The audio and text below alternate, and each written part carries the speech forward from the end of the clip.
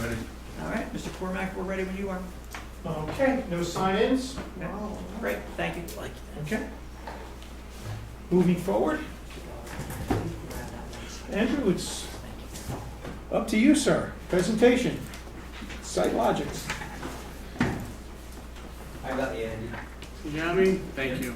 Melissa bailed on me tonight. I was gonna ask, where's your sidekick? Good evening, everybody. 4 agenda items, should be relatively quick hitters. Everything we're covering today has been addressed either in the big blow up of the 2024 program that's also provided as 11 by 17. Want to make sure we get the font bigger than the computer screens. And then, or the packet that was provided last week on Friday, I believe. So those are good reference documents. There's more content in those packets than what we're covering tonight. As a reminder, has been the case in the last several committee meetings. So the 4 agenda items for tonight are simply the capital maintenance program, quick hit on some active project updates, the multiple contract change orders that we're recommending to be carried into the board agenda for later this month, and then we'll do a 3-month look ahead on next steps. So the 2024 capital maintenance program, as just to kind of remind everybody, we last provided a budget in last month on some recommended 2024 programming. It showed and suggested a program that was significantly over budget. That was based upon projects that were carried through over the last several years. It's this time of the year where we update that in conjunction with efforts with the school district and specifically the administration.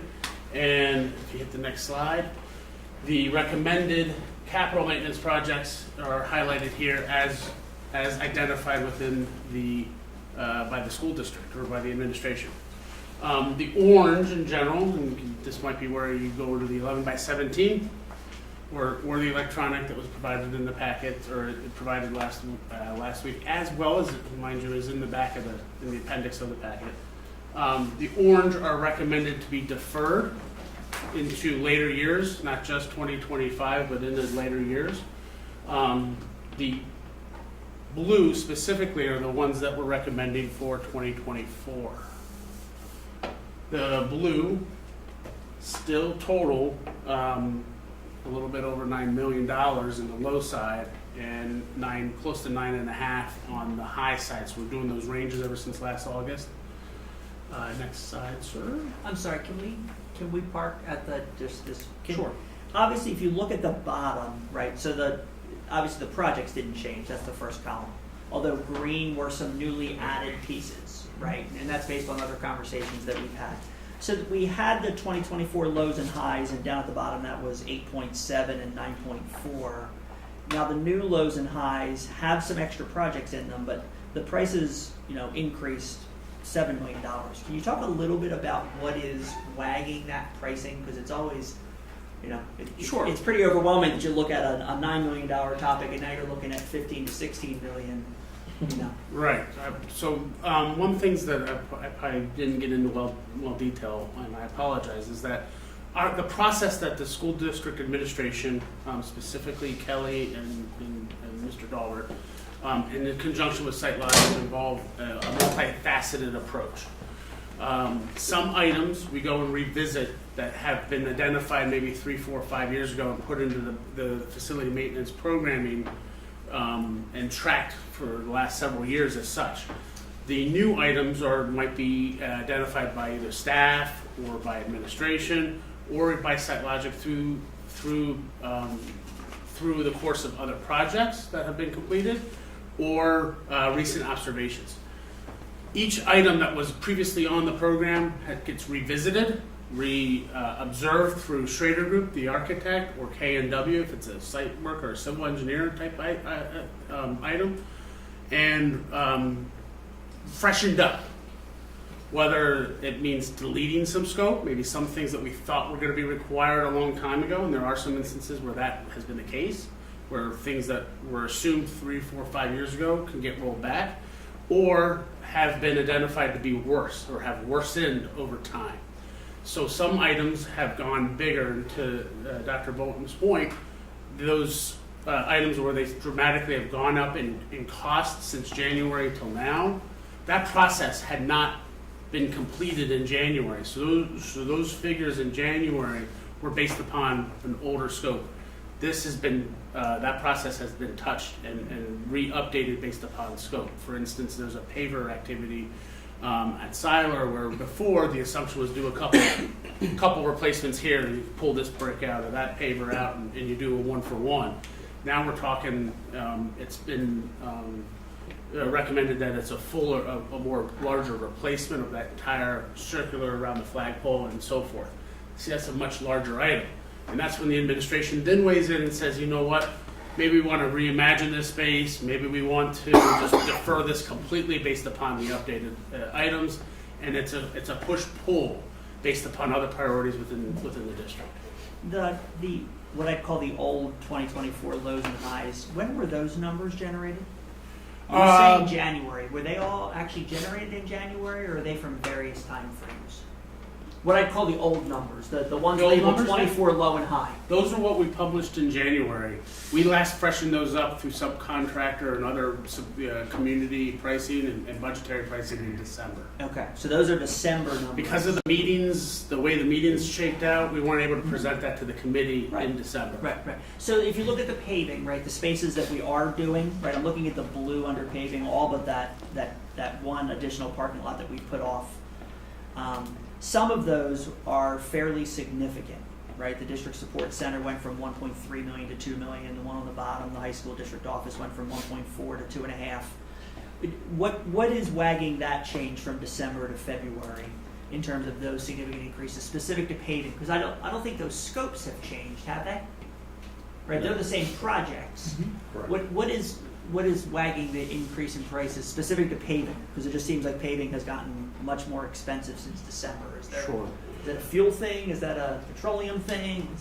There has been some scope modifications where we would have done mill and overlay and are now doing full depth replacement or recommending full depth replacement.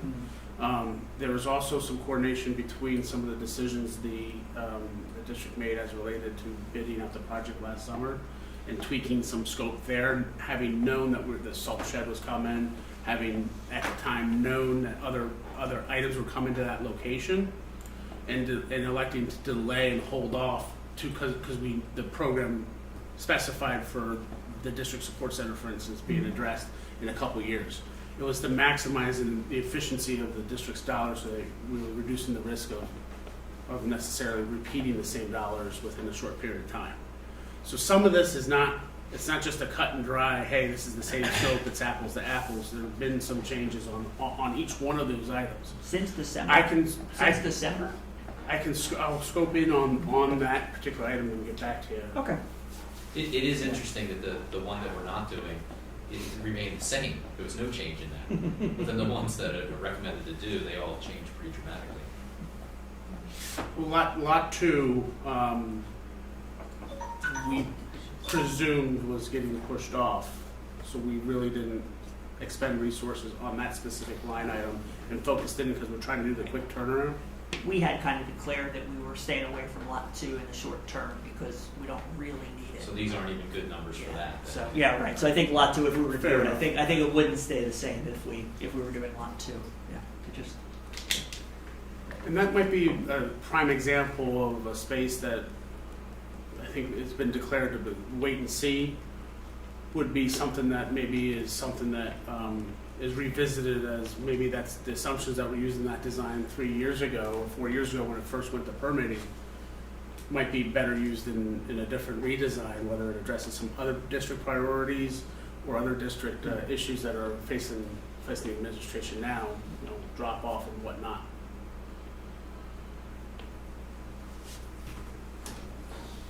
Any other questions on this programming here before we highlight the next slide? So this is just a summary of that 2024 recommended projects. The kitchen renovation is at Grass. Earlier programming had it previously identified to be Sellersville for 2024. This is being recommended for grass based upon the administration recommendations. The previous assumption in this was an equipment replacement. So you take the serving line out and you put the serving line in, or you the dishwasher in and out. I think it only included maybe relocating the dishwasher at that time. This particular space has been asked to be re-looked at, just to reconfirm that there's no other recommendations, so that the district wouldn't have to necessarily come back to this particular space for 15, 20 years. In fact, the direction we received was look at this space and see what the recommendations will be for a 20-year project, rather than just do equipment replacement and come back in a few years.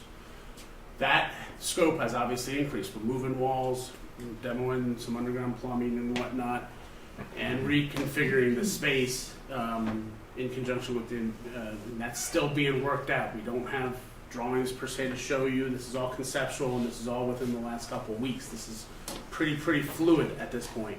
But our guess on what that conceptual thing is 1.3 to 1.6. The building envelope is the next one. This is the South Middle School. You may recall we've talked about at previous facility committee meetings about there's an active water infiltration point into 2 of the classrooms that the district staff ends up addressing every time there's a heavy rain. We've been able to attribute that to the parapet in this. This is in the historic part of the facility, and that while the staff has from what I understand, has been able to mitigate and address those, it hasn't been extremely problematic to the safety or the security of the building. This is where we're recommending the restoration of the parapet around the entire perimeter of the building, rather than just do a Band-Aid in the small area. Do the entire perimeter. That's lifting the historic caps off of they're all precast concrete, and rebuilding I guess I would say the interior side. It's really the roof side of that, and reintegrating that roofing into that parapet so that the water doesn't get behind it and into the paving and the site work. This is the last phase of the multi-year. This is the 4 or 5 year, I think 4-year program, where it's been phased on various site work. This predominantly is the repaving of the district support center, as we noted earlier, and then the area of asphalt between North Middle School and the high school. It also includes the replacement of the wayfinding throughout the campus of the North and Middle School campus. The wayfinding, the directional signage around the entire campus. And then the mechanical and electrical upgrades are a variety of smaller ones. The bigger projects to note is the last part of control removal. There's some facilities that still have multiple control systems within the same building. And so when it's problematic in that when there is an issue, or you're trying to get in, and the administration and the operations team's trying to get in and diagnose either a comfort problem or a performance item, they have to go into multiple systems to help diagnose that. This is the last of those facilities that has the multiple systems, and that is predominantly at Diver and I believe West Rock Hill. Then it also has the replacement of the underground fuel tank at Guth Elementary School. This is something that I think was previously discussed at earlier committee meetings, as recent as last month. I think Mr. Harper specifically highlighted that last month. This will, in conjunction, involve utilizing the district's environmental consultant to remove the tank, but we've applied and included a budgetary allowance within this, so this isn't just all site logic type costs. We try to be more of a programmatic budget, and that will bring that underground storage tank to above ground and be able to put that on the side and protect it and whatnot, and bring that down. And it's 1-for-1 size-wise as well. And that's the 4 kind of big buckets that go into the 2024 recommended program. From a recommendation, from a tonight's action standpoint, we're just looking for affirmation that the recommended projects fall in line with the board's desires, or the committee's desires. Yeah. I really appreciate the work that Mr. Harper and his team do. Obviously, you can see from a financial standpoint that we can't, right, we're not in a situation where we can do it all. And so that priority and keeping up with current projects versus being able to prioritize those activities, we're hoping to be done in the summer of 2024. And Mr. Harper's done a really nice job of still impacting 6 of our 11 buildings, right? If you look at it, there's still 6 of our buildings that are being touched, as well as then obviously from a campus standpoint in terms of the paving. So thank you. Just trying to track this a little bit, maybe you could help, but on the buckets and trying to correlate that with the larger spreadsheet. But the last item that you had there, which was mechanical, electrical, it looks like there's just 2 issues highlighted in blue, right? If I take those 2 in blue and try to total them up to bring over, you follow me or no? Tracking? If I take the bottom of mechanical, 826,690. yeah, so Diagler Elementary and Guth Elementary, and I would think if I added those up, I would get that, but it's $150,000 difference for both. So I just wonder, is there something else that's included Yes. in that? Yes. So what else is there? The numbers up there include environmental remediation costs. You see the last line. We added that. So that's in our- $150,000. That's what we we're add- estimating. We added that in our discussions on Thursday with SiteLogic. We did not have it on this spreadsheet. We developed this spreadsheet. And in our discussion, we determined that we weren't bringing those costs forward. So that's why Andy added $150,000 on each side, low and high, so that we made sure that we had all the costs. So it's the environmental remediation cost. Because that's something that we contract with outside of SiteLogic.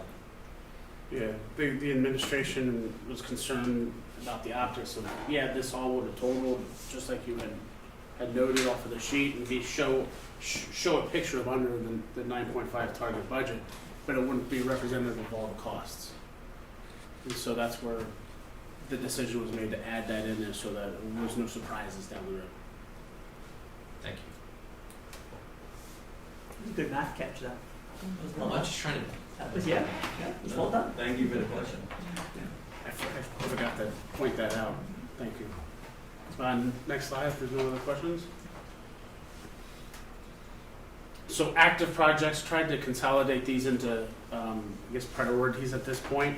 Of the 5 categories, the project escrows, we're focusing on the 2021-2022 projects, specifically the site work projects, and trying to target specifically getting the release of the escrows and bonds, lines of credits, I should say, both for West Rock Hill Township and East Rock Hill Township. So it's 2 years of projects. That's the tennis courts or around the tennis courts.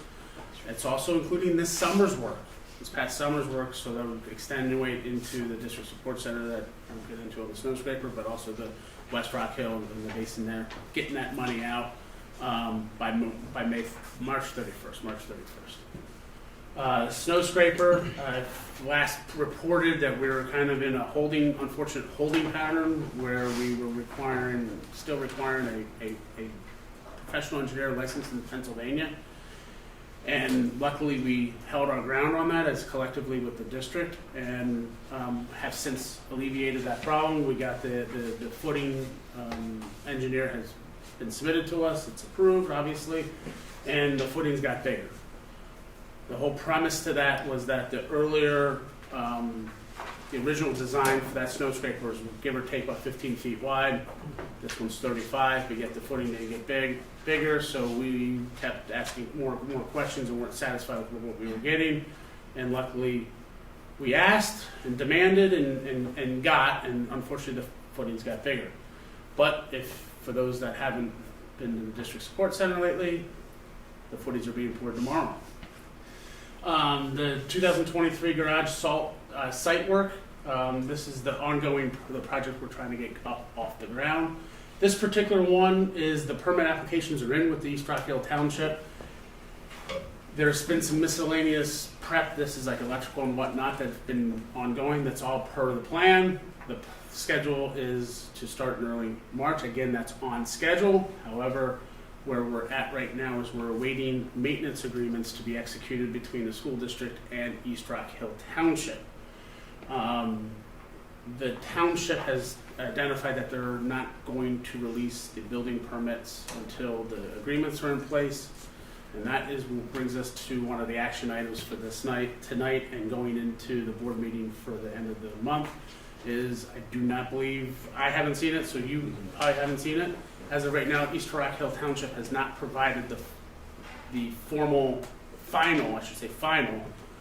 maintenance agreements for the committee's consideration, but we should anticipate them within a week or two so that they would be in advance of the board meeting, so that you guys would have that as a document to review and consider and approve at the end of the month.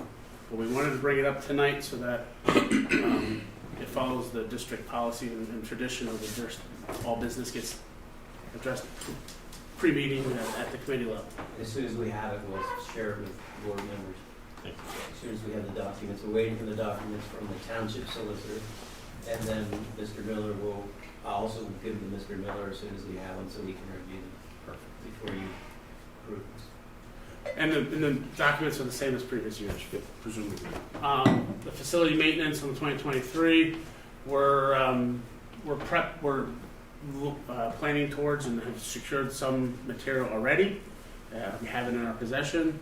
The thing to highlight here is the administration as well as SiteLogic and specifically the food services in the South Middle School and principal staff there who are looking to implement a temporary serving line in order to allow for the project to start on second shift starting May 1. So April 17th, this will all be done second shift after the kids are gone. After school's hours are over.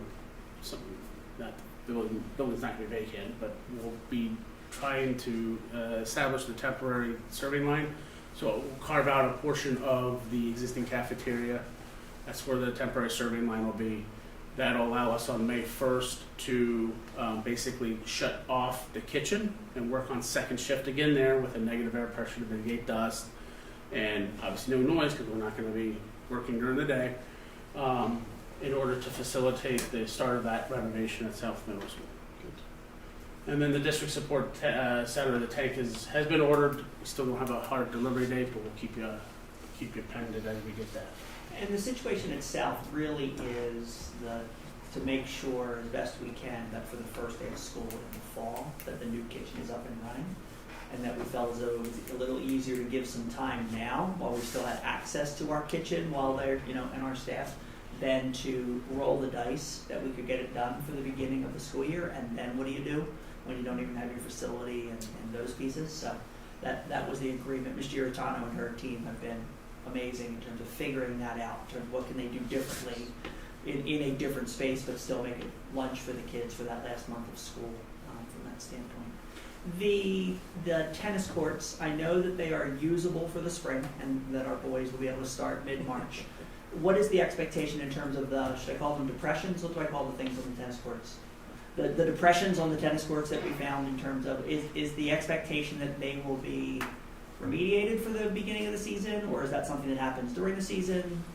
Because I know everything's temperature dependent, right? Sure. Although we've had a nice winter that way in terms of we've had more days than normal that have been nice. And any update in terms of what the expectation is right now? I'm not aware of depressions per se, but there are some limited cracks as well as some discoloration that have delaminated the surface. And maybe that's because it's created a soft spot. Could feel like it's a depression per se, but it's a What should I call them? Are they holes?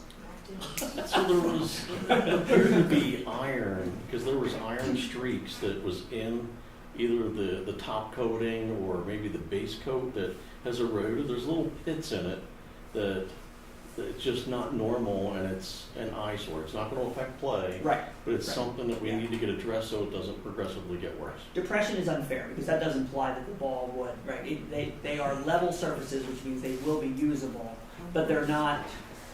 They don't look like tennis courts that were just finished. Is what they don't look like. So okay, so that's Agreed. all right. So that's a situation you're working on. You just don't have an update in terms of time. We don't have an update. It's unlikely to be before competition starts. Okay. I would say best case scenario during competition, obviously not in a way that affects the schedule. Okay, great, thank you. Andy, what moves the snow scraper building to have larger footings? Is it the weight of the bus and the equipment, or is it the size of the building? What is making that? The snow scraper went from about 15 feet wide, which was originally located in the middle of the drive aisles. So if you remember if you came in from the district support center on the side, you would have seen this big yellow thing kind of stick out in the middle of the drive aisle, asphalt on both sides. This particular item, as we were about to order it, or have the prime contractor, the districts order it, transportation department, who originally helped the team specify what they wanted, said, hey, why don't we look at a larger unit? It's wider. This particular one's 35-foot wide clear. Okay. And so it's much wider, it's bigger, different reactions, different loads. It still raises up and down, hence the footings there, because there is a large wind load. I don't know if you notice it's windy up there, and so forth. Great question. Thank you. About the tank, the infamous tank, is it still $200 a day? Was it $200 a day extra we were paying because we can't take as many gallons? I need to defer to Mr. Dahlberg on the exact dollar per day. I don't I remember. have my notes, but in my I I know think it it's was based on 200. gallons, and we had a projected number of gallons per day, per month, but I think that's in the right ballpark. I have to look back to see what a number is, but yes, there's an impact in cost per delivery because we're not taking a 6,000 gallon volume at once. That's what the number's about. So yes, it is costing us more in the short term, but I think we have things lined up in place to get the tank as quickly as possible at this point, right? Correct. And the early procurement allows us to be first in line, per se, when procurement issues arise. That's been evident at the South Middle School when we caught wind. Obviously, this isn't any of the district's responsibility to remediate, that's us. But having that early, being first in line on that order, oh, this is getting longer, well, we know we're being first in to be remediated or addressed. I'm just wondering, I mean, I know they say it's pending and we're first in line, that's great, but do they give you any kind of idea? I guess this would have been a better question earlier, but how long is it going to go on? Is it possible to, I guess you couldn't do it, never mind, to get a different tank, to get a bigger tank, so we're not, the A larger temporary tank? A larger temporary tank, that's probably too complicated, maybe.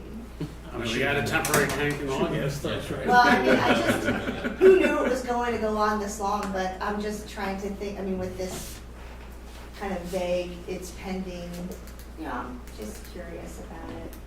We It's can pending put a these couple days. inquiries in and see what the options are Okay, and let the administration know and pass it on. it's probably a long shot, but.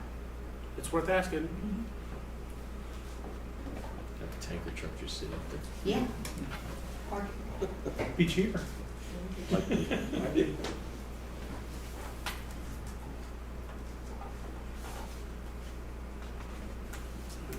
The multiple prime change orders recommended tonight is the next one is the snow scraper. This is Nice Construction. This is your contract with them not for 2023 but for 2022. We're still working with them since the footer that I had mentioned earlier just made it bigger, and that was literally about 3 weeks ago. We just received their change request on Friday with the updated pricing with the large footers. We've included in that in the board packet for reference. We're still working with Mr. Harper to validate and obviously validate the costs and bring it down lower, hopefully.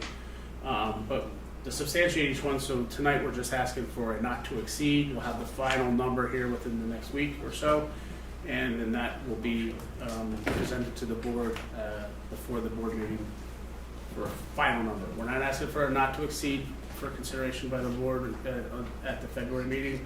So tonight's just a not to exceed from a committee level, and then the formal number, the firm number, will be later this month, next week. So when it got larger, the footer got larger, cubic foot, how much larger? Cubic foot, I think we're in the, I Like did the math and I don't know, I just did the math too. This is embarrassing. Just had the number. Is that what, about 6 foot? deep? It's twice the size in volume. And Twice the volume. It is twice the size in volume when you do the math. So I don't have the specific cubic yards or cubic foot, but it is twice the size in volume. They got a foot deeper and I believe 6 inches in diameter wider, which means it's going into rock Yep. that much farther. This is actually a picture from last Thursday. This is the Egan property easement driveway in North Middle School, and the athletic fields are this way. This is all rock from here down, all rock. And that's a pretty deep hole. And it's the same thing on the other side with the sidewalk there. I don't know, I think it's worth And then when you get to a certain depth, OSHA requires you to lay it back rather than a straight down shot. And that lay back further complicates things in the excavation costs. Yeah, that's another picture from the end of the day, I think last Thursday. So what's the amount of the not to exceed, Andy? Is it, I know the document is It is not to exceed, where we know this has already gone down already, because the most recent copy today that we met with NICE today is already down in the 84. So I'd say the not to exceed is 86,000, even though we are already well under that already. And again, we'll have a firm number to the committee next week. Thank you. Thank you. The other item is just an administrative, what we call $0 change orders. This is actually 7 of them, because you have that many prime contractors, 6 of them, related to the garage salt storage, the one that you just approved. It's typical and normal customary to issue a conform set of documents. Those documents need to get encapsulated into the contract documents. That's what the $0 change order is. All the prime contractors have already affirmed that there's no cost to them. Typically, these set of documents also include permit comments, and we kind of get it all once and done, but we don't have any permit comments with the whole aforementioned maintenance agreements and no permits yet from the East Rockville Township. So it doesn't include that, and also doesn't include a recent design change that we've been able to actually report some good news on, is that if you may recall last summer when we were going through similar budgetary exercises, the addition of a fire pump was added to the program. That was based upon water flow rates provided by Percy Water Authority. Now that you have a sprinkler fire protection prime contractor, we ran some caps with new data from Percy Water, and you no longer need the fire pump. So we're anticipating a significant credit back from the deletion of the fire pump, the room, and all the ancillary equipment. That'll probably be on the agenda by the time we get the design redesigned and issued and priced. It'll probably be on the April agenda of the committee. So again, today is just a $0 change order, and those former documents will be in your board packet for February. It's an administrative change. There's 7 of them. Any questions? Next steps to kind of bring this home very quickly here. Time. It's just the left side, blue is facility committee items, orange on the right, board meetings and the dates. So today, again, affirm 2024 capital maintenance, consider the snow scraper change order or not to exceed, consider the conform set COs, and then the 2023 line of credit maintenance agreements. This is what you don't have now, but should have next week, possibly, from East Rockville Township. Kicking over to April, again from the committee level, we'll have additional change orders to the garage, fire pump, etc. We'll also have for the board committee's consideration professional services, or the soft cost per se, with the program that was just affirmed, or if you guys, assuming you guys affirmed today, that program, the soft costs associated with that in April. We'll actually have that to the administration a lot earlier this month. But the agreements will follow in April, try to consolidate everybody's time. And then also in the GISA amendment rate, which will also be the program and the pricing off of this too, for the ones you can do under the energy law. Kicking over to February, again, we already talked about the board meeting earlier. We're not anticipating any board action items for March, and then in April, the carryovers from April 11th over to April 24th. Any questions? actually be related to this specific presentation. But at one time, we were talking about the South Auditorium. Is that something that we will be looking into in '24 again? What's kind of like an update on that? Yeah, so we are, when you look at the pricing on this sheet, the prices of the prioritized capital numbers have gone up dramatically, which then pushes everything else back in terms of that cycle. So when we were looking at what I call those big ticket items, we're looking at elementary air conditioning, we're looking at South Auditorium, those types of projects, the LED lighting, those are the ones that we were talking about. When we get to the debt drop-off, what will we be able to do, right? Will there be extra funds a year out, 2 years out to do those types of things? Now that we have to develop capital 2025 plans with items that are now being pushed back from 2024. And so that presentation will be part of Mr. Dahlberg's in terms of showing kind of what the capital money is projected to look like. And then we'll have to look at the prioritized list as well as then what I would call those extra big ticket items that we looked at. So it's not going to be as easy as we thought it was going to be in terms of finding the funds for some of the bigger projects that we were talking about. Is that fair, Mr. Dahlberg? Is that fair? Okay. I'm good. Any other questions? Hearing none, I think we'll move on. Thank you very much. Appreciate your time. Thank you. Number 3 on our agenda, we're having North Penn Water Authority. Mr. Dan Preston, the Chief Engineering Officer, is going to be here to make a presentation. We had a similar presentation, so the committee knows about it, in August 8th of 2022, and Dan's here to give us an upgrade. Dan, we're leaving it all to you. Connected here, give me a second. He's learned our fancy new connection. He's already got it made. Yeah. He's tied into the system. That's We're in right. trouble. He's got it. I didn't try yet. Here we go. Okay. So what I'm basically going to do here is cover a lot of what was discussed in August, just to kind of refresh everybody's mind on what was proposed back then. So just a reminder, I'm Dan Preston, as you said, and I've been doing this for a long time, 37 years, so a lot of experience in the business for sure. So again, North Penn Water Authority, we're a municipal regional provider of water service, water-only service, and we serve over 100,000 people, close to 100,000 people in 19 municipalities. And we've been providing water service to Sellersville Borough and West Rock Hill Township since 2011, when we purchased the system from the Sellersville Borough. We are a nationally recognized award-winning water utility, a fact, of course, I'm very proud of. I'd like to say that I have a good part of that, but also it's a team. It's definitely a team effort we have. It's a really good organization. And just to recap, we met with the facilities committee. I met with the facilities committee on August 8th at the regularly scheduled committee meeting at that time. You're in the budget process, so it was a busy time for the facilities committee for sure.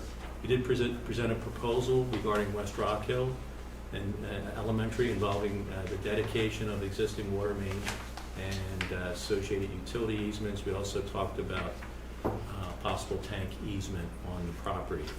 So tonight I'm just going to recap things as I mentioned, and I'm just seeking follow-up action so that we can proceed with further discussion at this point. So the level of service improvements needed, I'm going to review, this is a rehash at this point of some of the stuff we talked about.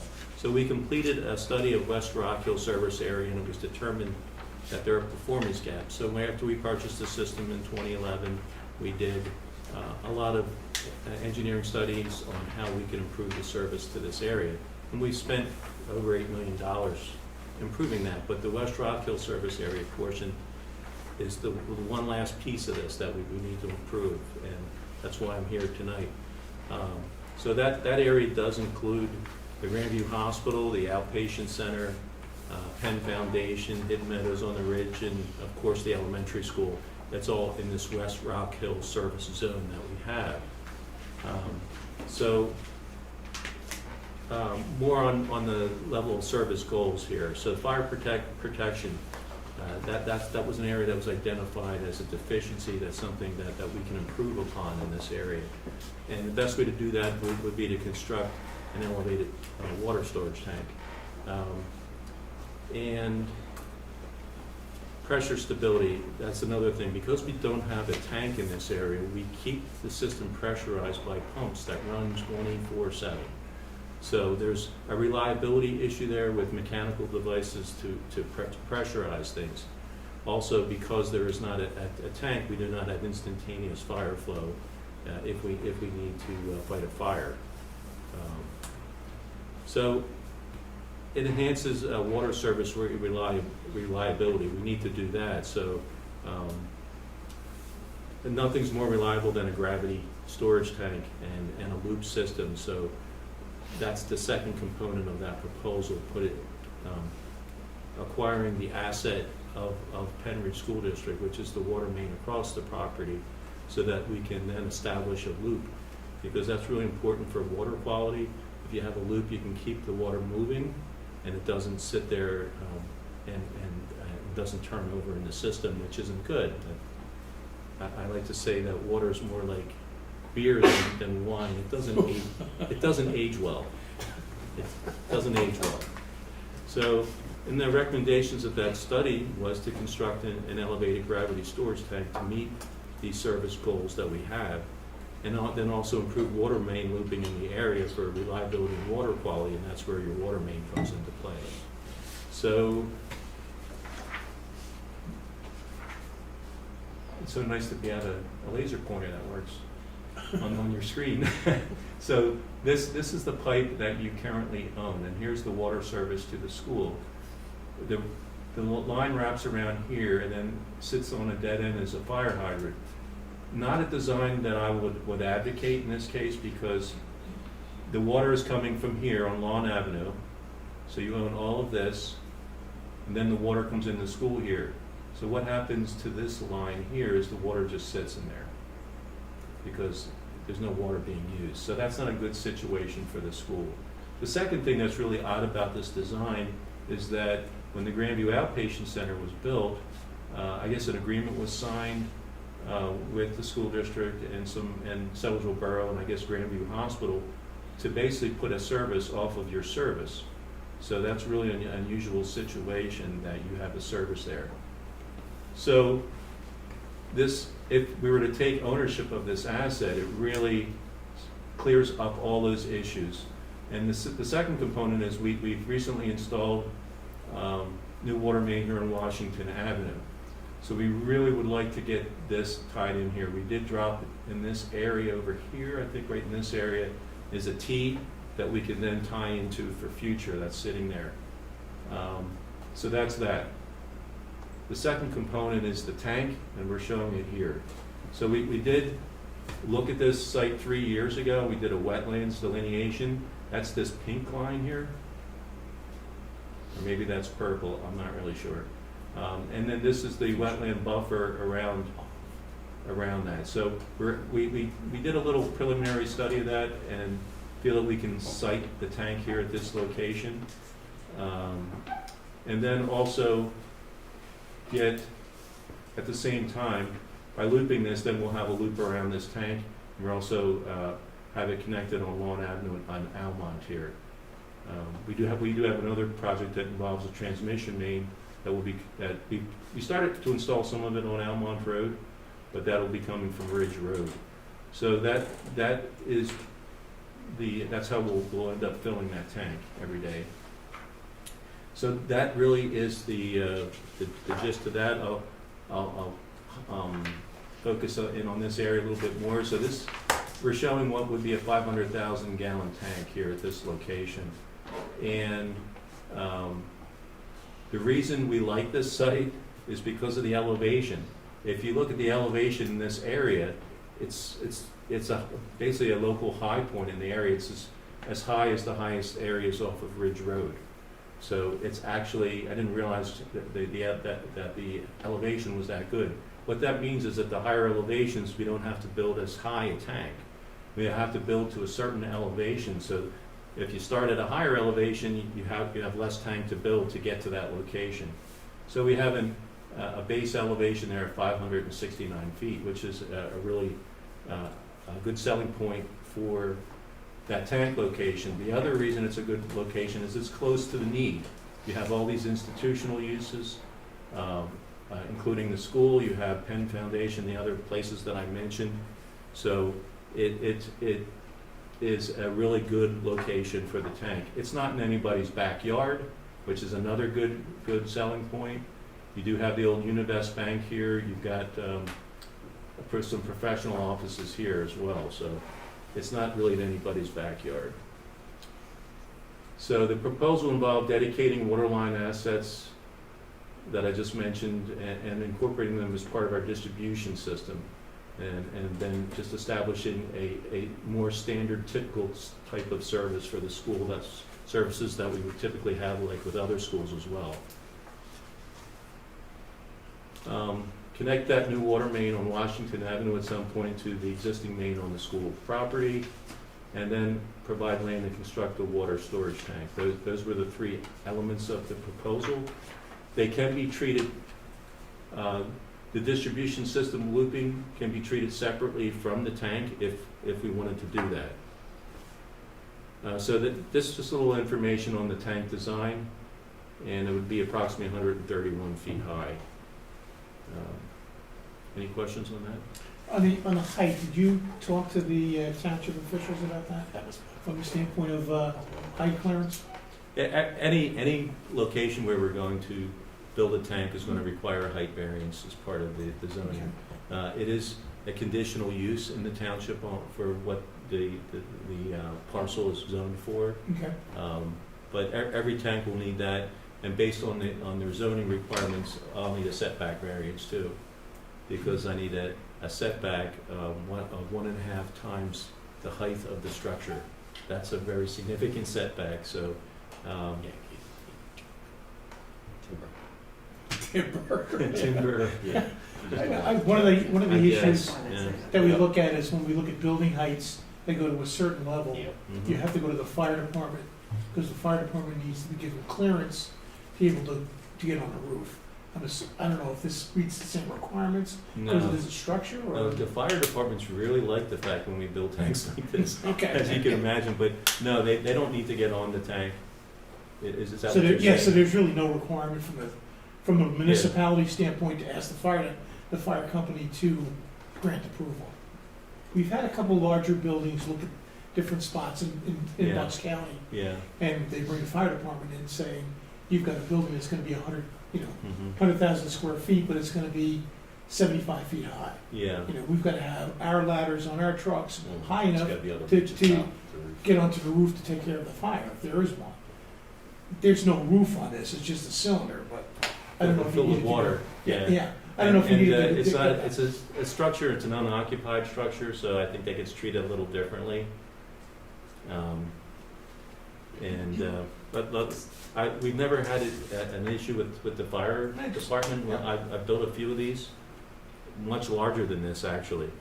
I can't remember whether we talked about this before or not, but I know it came up in our conversation. But does North Penn lease out the space on the tower to cellular telephone companies and things like that?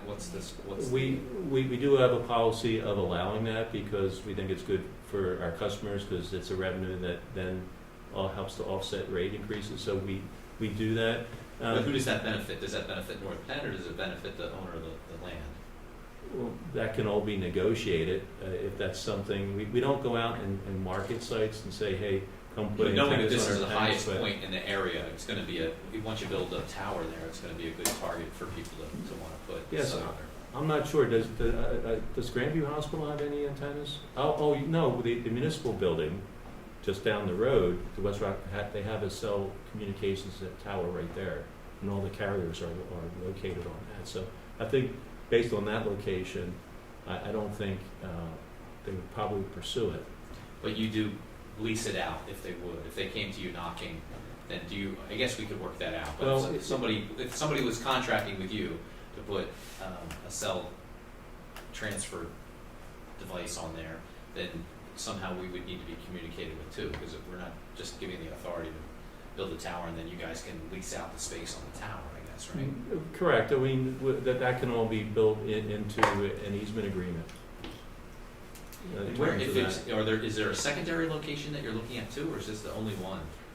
I'm looking at multiple locations right now and talking to various property owners. Some of the sites aren't as, this site checks all the boxes. I do have another site that kind of checks all the boxes, and then another site that doesn't check all the boxes right now that I'm talking to property owners. But I know how there's a lot of steps to this process to get to the point where we're sitting before your full board and that there's a board action taken, and so I have to kind of keep multiple irons in the fire, so to speak, because I don't know which one's going to And make it to the finish line. If it and- became a necessity, does the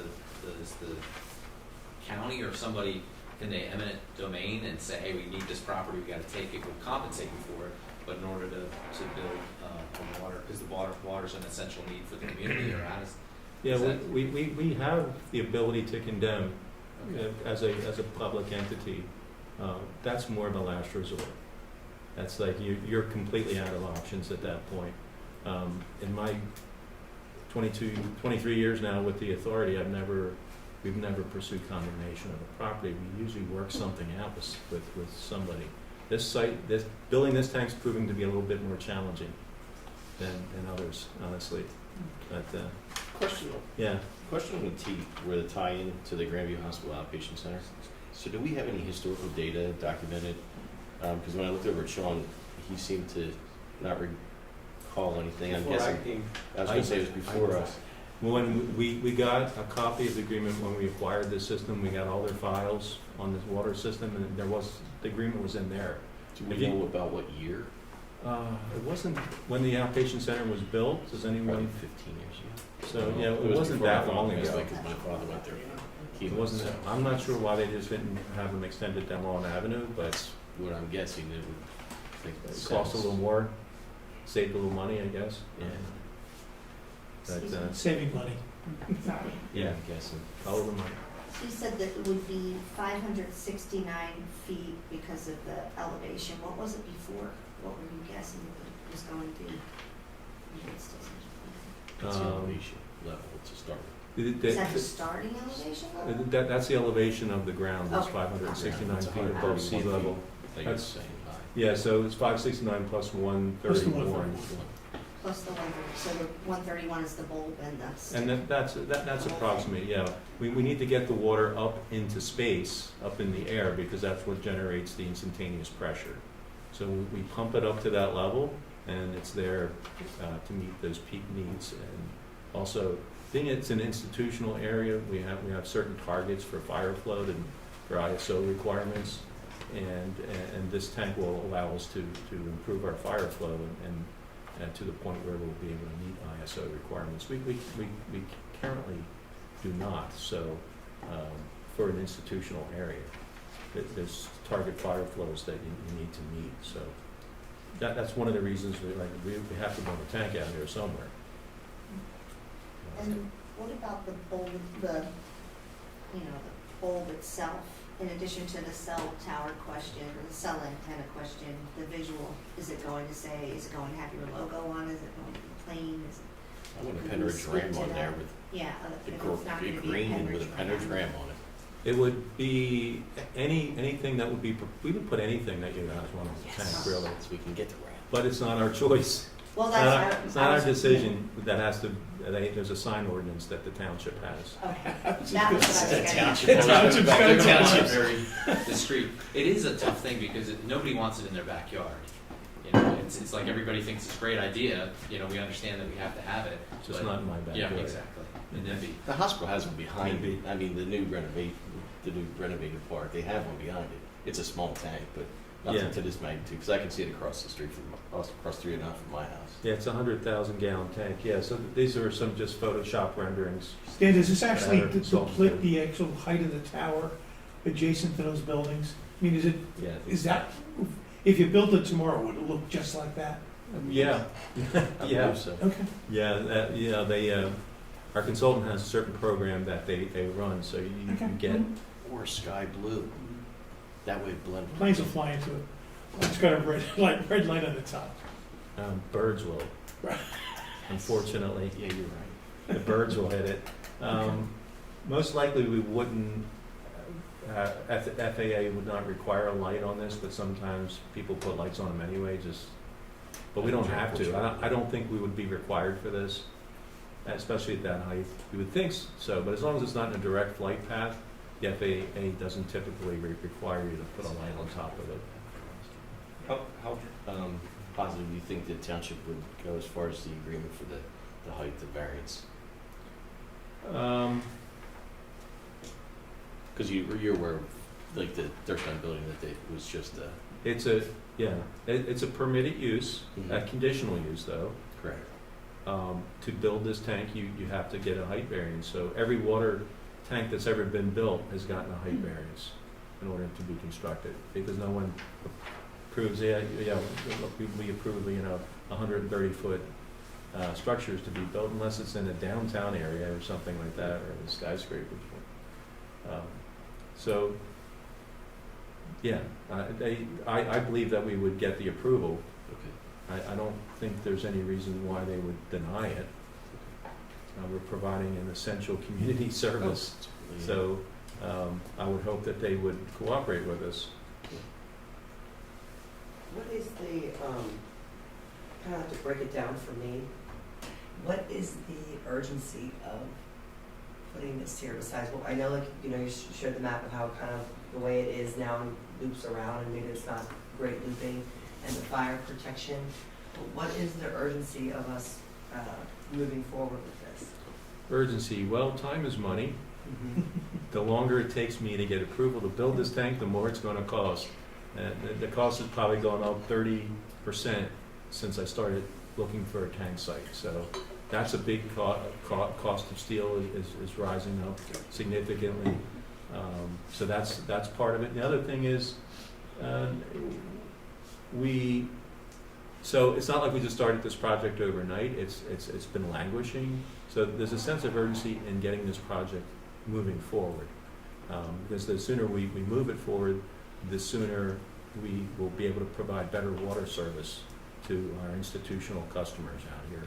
And we're also, working, we established another interconnection with Grandview Hospital as part of their expansion project. So they certainly support our project, and we'd like to see it happen. What is like so bad with it right now that we have to get to? Sorry if these sound like simple questions. Were you here for the first part of this presentation? Or when you went through, like you said, The fire and protection. not enough pressure right now, so Right, if there's pressure. a fire. So like I guess what I'm looking for is like more specifics, like what's the difference in the pressure that we have now, where it will go to? It's about reliability. You expect when you turn on the tap that you're gonna get consistent pressure, Right. and that it's there, you don't even think about it, right? Not like, do we have good pressure today or not? So when you have a mechanical pumping system that's basically artificially elevating the pressure in the line and it's running continuously, it's not very efficient, and two, mechanical systems can break. They can malfunction, and they can malfunction at the worst possible time. For instance, we have a larger pump that would kick on if there was a sudden demand in the system, like somebody opening a fire hydrant to fight a fire. That mechanical system could fail during an emergency. So when you're in the water utility business, you're looking for operational redundancy, 99.99% reliability to our customers, because that's what our customers really demand. You don't think about whether you're going to have water or whether the fire company is going to be able to operate the hydrant, because of those kind of contingencies that we design around. So most of our customers don't have to worry about that in this area, because this is a system that we inherited. This is something that we want to correct, because we have a certain level of service goals, and providing adequate fire flow to the community is definitely high on our list. So yeah, there's that sense of urgency, and just the fact that this project should have been completed by now. There should be a tank built somewhere, and so I really feel like this is a project that needs to move forward sooner rather than later. Let's just say middle summer, we give you the go-ahead, green light. How long will it take for completion? You're reading my mind, stop it, Bob. That's what I'm gonna say. Sorry. Um, 18 months? by the summer? If we give you approval this summer, It 18 months out? It really depends on the tank builder's schedules. Gotcha. Whether or not you, If you got they the schedule. basically put you on the schedule, and there's only 3 left in the entire country, so they travel all over the country, building tanks. So it'd be a matter of hopefully, being if we were to, if you gave us the green light in the summer, we have to finish the design, we have to put it out to bid. There's an outside chance it could be done the following year if there's room on their schedules for us. If not, then it would be a 2-year project. Yeah, I just wanted the committee to understand Yeah. the complexities in putting up a tank Yeah. and the we're still- timeframe involved with it. Even, We're actually experiencing it right now Yeah. with a storage tank, fuel storage tank because of the delay, so. yeah, so, and, yeah, there's delays for everything, really. Okay. And so I'm not sure what their schedules look like right now. I mean, if we got approval tonight, we still would have to finish the design. We'd have to Sure. do all the engineering for the site. We'd have to go through permitting. We have to get all that. Exactly. So it does take a while just to get to the point where you're ready to bid it. And then you're at the mercy of the tank builder's schedules at that point. So it could be easily a 2-year project or 2.5-year project. That's the other thing, it's also very seasonal dependent. You can't paint steel in the middle of the winter. So you might get to a certain point where the tank's built and you have to wait till the spring when you have rising temperatures to paint the tank. So that's also a factor. Okay. Yeah. So that's kind of what it would look like. Very, very much what it would look like. So greatly improves fire protection to the school. It's not something you're going to notice. You know, it's kind of like insurance. You don't worry about insurance or contracts unless something goes wrong, right? And then you're looking at the contract or, calling up your insurance company. So it's kind of a silent thing and it's in the background, but I can assure you this would vastly improve fire protection to the school, and that's a given. And I really would like to get you out of the water line ownership business. Yeah, it's a newer line, so there's not, when was the school built? 1991, I think? Is it around there, early 90s? Probably fair to say. So it's roughly a 30-plus year line. So yeah, very little maintenance at this point. Eventually, you could start to experience some issues with it. We do a lot of water line maintenance, that's for sure, and a lot of water line replacement. But it is a little bit of a liability to have another water service to a major facility off of your service that you own. I don't know why that was done that way, like I said, but it's not a good situation, I think, for the school district. But really, we need it more than you need to give it to us. We need this to be able to loop our system and at the same time improve service. Once we connect it on Washington Avenue, you would also have two-way feed to your service to the school. So if we have an issue on one part of it, we can isolate that and still keep the school in service. You don't have to close the school. And you because said of we the can water. connect to that line on Washington Avenue, regardless of whether we do that. We would handle all that. Obviously, it's an asset by dedicating an asset over to us. It's an asset that has value as well. So we could do a valuation of that asset because you're kind of saving us money. Because if we didn't have this loop, we're going to find somewhere else to do it and acquire other easements, install new pipe. But there's an existing line here which would serve the same purpose. So we can make it worth your while because you constructed that asset, you paid for it, and we would be getting a cost avoidance by inheriting that asset. So there's a value to that. Mhm. And that's pretty easy to determine the valuation of that. Easements generally run, there's the value of the pipe and monetary value of a utility line easement runs anywhere from $20 to $30 a foot.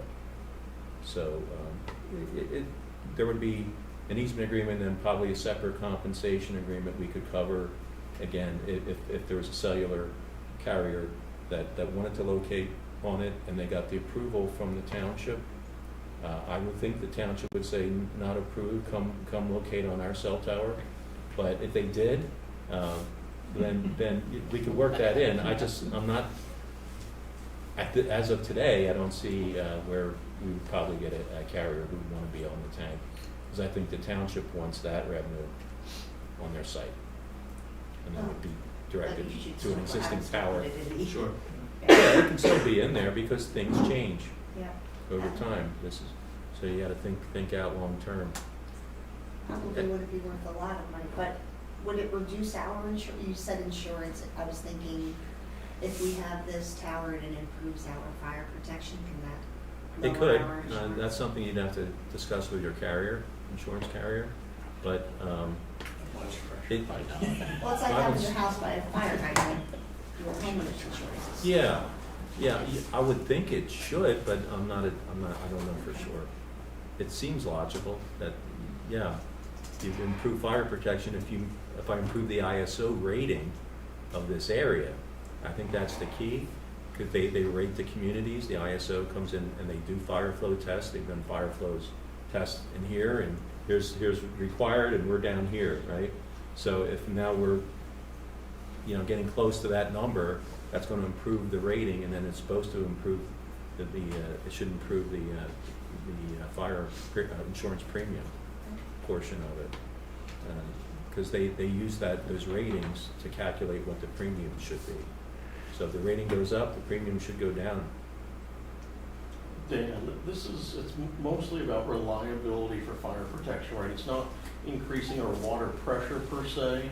It's mostly reliability, since you're not relying on mechanical pumps. True, and the pressure may go up a little bit, Kelly, based on the elevation that we're setting it at. We always think regionalization and helping out each other as far as water utilities. So at the elevation that we're putting the tank up, it will probably increase the pressure a little bit. I don't know if it'll be noticeable at the tap, but it will go up a little bit. And the reason for that is we want to put it at the same elevation that Percy has their overflow elevation at in this area, so that if we could help each other out in an emergency, then so that we have a spot on Washington Avenue for a future interconnection lined up with them, and I've discussed that with them, having put in a two-way emergency interconnection in there that could go either way. So with the water mains, would we be able to relocate the main? What I'm thinking is there's going to be an easement wherever that water line is that we wouldn't be able to build on. It would be a conflict. If we did go forward with this, would the line be able to be routed in such a way that wouldn't impact any future building considerations for us? That can be worked into the terms of the easement agreement, that in the event it conflicts with a future plan and it needs to be relocated, it would be at North Penn Water Authority's expense. I mean, you'd have to do it anyway, but in this case, since somebody else owns it and you build that into the agreement, that's a cost avoidance for you. That cost would have to be borne by us. And we would agree to that. That's something we're dealing with even in a project that we have right now, that there's an electrical easement that made us change locations of our salt storage building just because it wasn't buildable space. We couldn't relocate that. Not that we have plans for West Rock Hill, just makes me think if there's a new easement in place that would impact any future plans that we might have if that was, because it kind of runs right down the middle of the land per se. And we just repave. Yes, I know. Well, I know that that. did come up the last, I have that here in my notes, where what my concerns would be is that we did just, I know. well, we talked about that the last time, that obviously you fix whatever you disturb, that would be part of it. Yeah, that would have to be worked out on what would be acceptable. You just paved it, I get it. It's nice and smooth and there's no joints. So, there's certain things we could do. We could bore under it and not disturb it. That's a possibility. We've done that before. We do that a lot of times on services as well. We'll bore a service so there's no impact on the surface area except on either side of the bore. So that's a possibility. Or we could defer that loop until you're ready, till, you know, put a moratorium on it of some sort and say, all right, after this such and such date, we'll let you open cut it. But we can, it's nothing that we couldn't work out, I think. It's your property, it's under your control, and if we have an agreement in place that covers it, then, you know, then you're protected from that standpoint. And we're a good neighbor. We have lots of easements all throughout our service area, and we will make sure that we won't have any negative impacts on your operations. How many water services service our area? So it's North Bend, Percy has their own, you have Hilltown Township, water, Telford, how many? East Rock Hill. Just trying to think. We did have Percy's in East Rock Hill, and we did have a system in East Rock Hill, but we sold it to Percy because it was a better fit long-term for them to own that than for us. So, you know, we have a good relationship with Percy. The other authority that's in the area that doesn't have any infrastructure yet is Telford Borough Authority. And so really west of Almont and south of Ridge is Telford Borough Authority. And then from Almont north of Ridge towards Old Bethlehem Pike, that's Percy service area. What I've been talked to with both authorities, and they're very amenable to this idea, is that that's the other reason to put this tank at this certain elevation, is that all three authorities could have access to that tank and use it if necessary.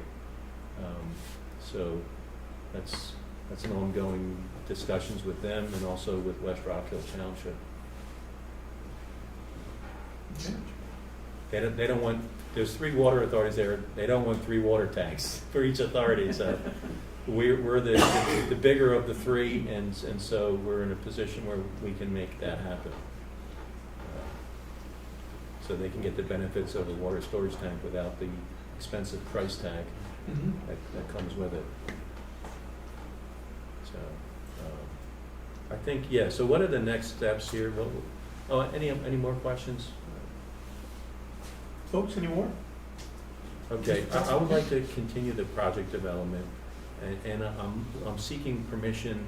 I maybe have to put this before the full board, or maybe not, I don't know.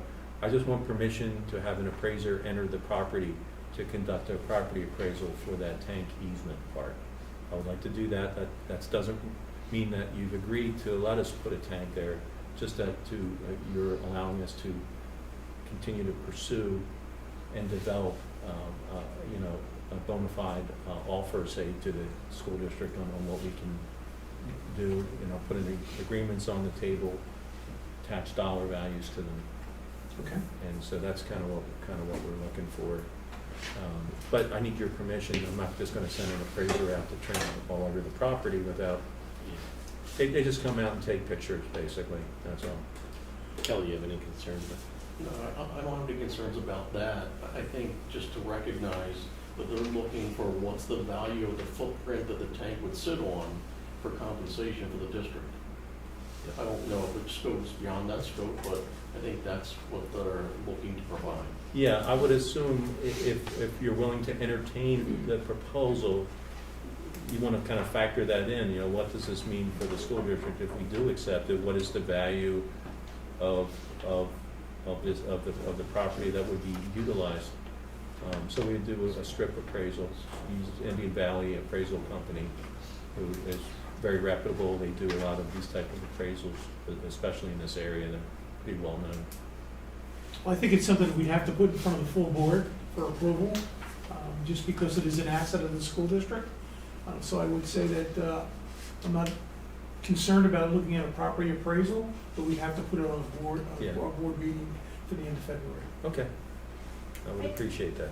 I also don't know that necessarily it would be, at least, and I'm speaking for myself, but I don't know that the value of that one little section would necessarily be worth our while when you take into account the impact it would have on the rest of the property and the inability to use the space around it, right?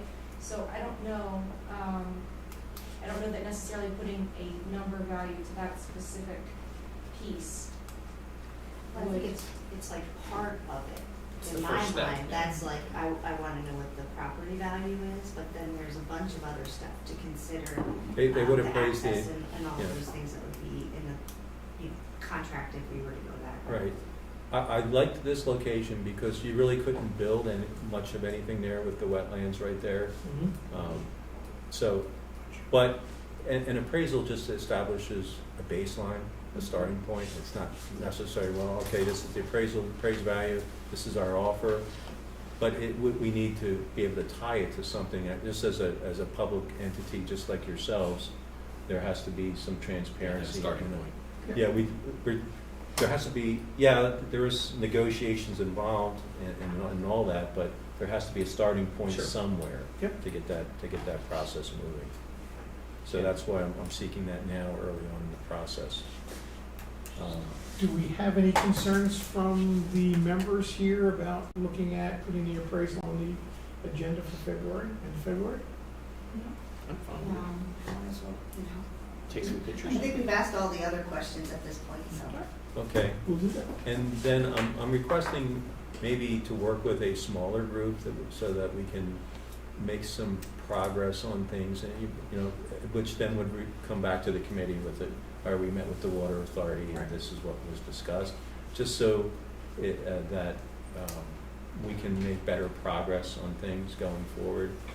That's what I'm requesting as well, and I think you're amenable to that, Without a doubt, we've right? talked it over with a couple of people on the board, and Yeah. our illustrious leader, Dr. Bolton, and his staff, so yeah, I think Yeah. that's something that we would like to see happen. Yeah, not with full transparency with the committee and obviously the full board Without a at doubt, some point. without a Yeah. doubt. Yeah. Everything is open. Yeah, absolutely.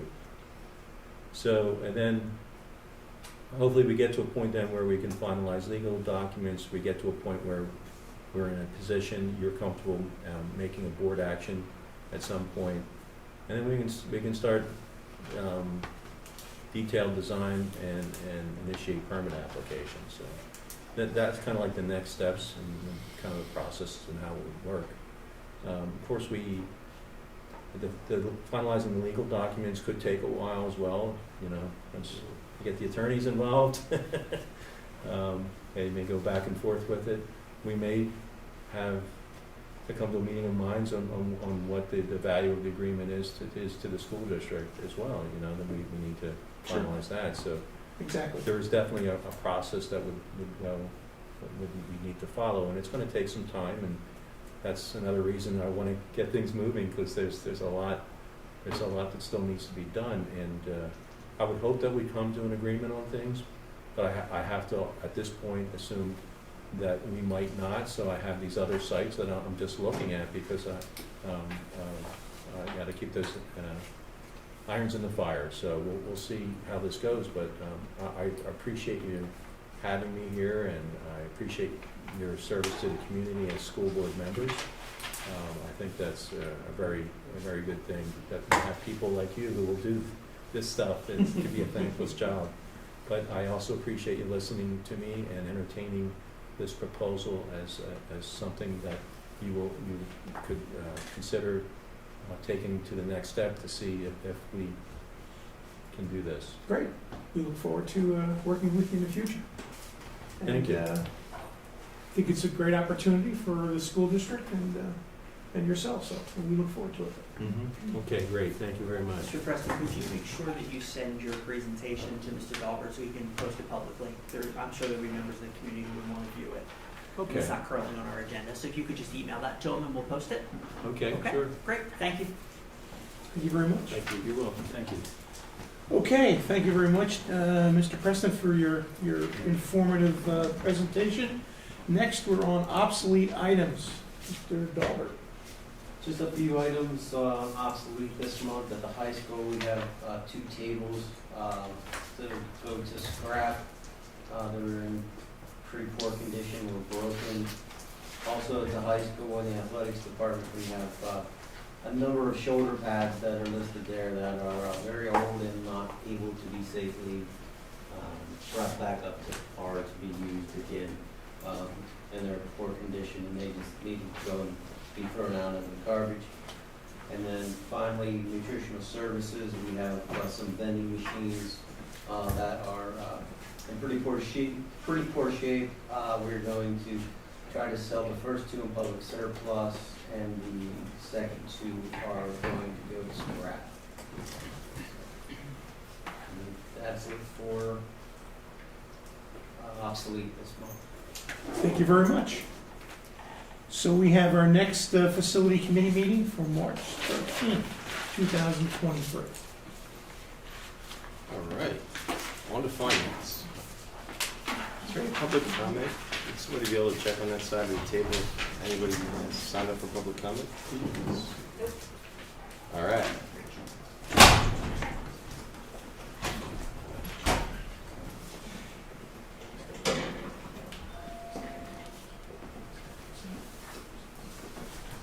Hi, Dr. Holler.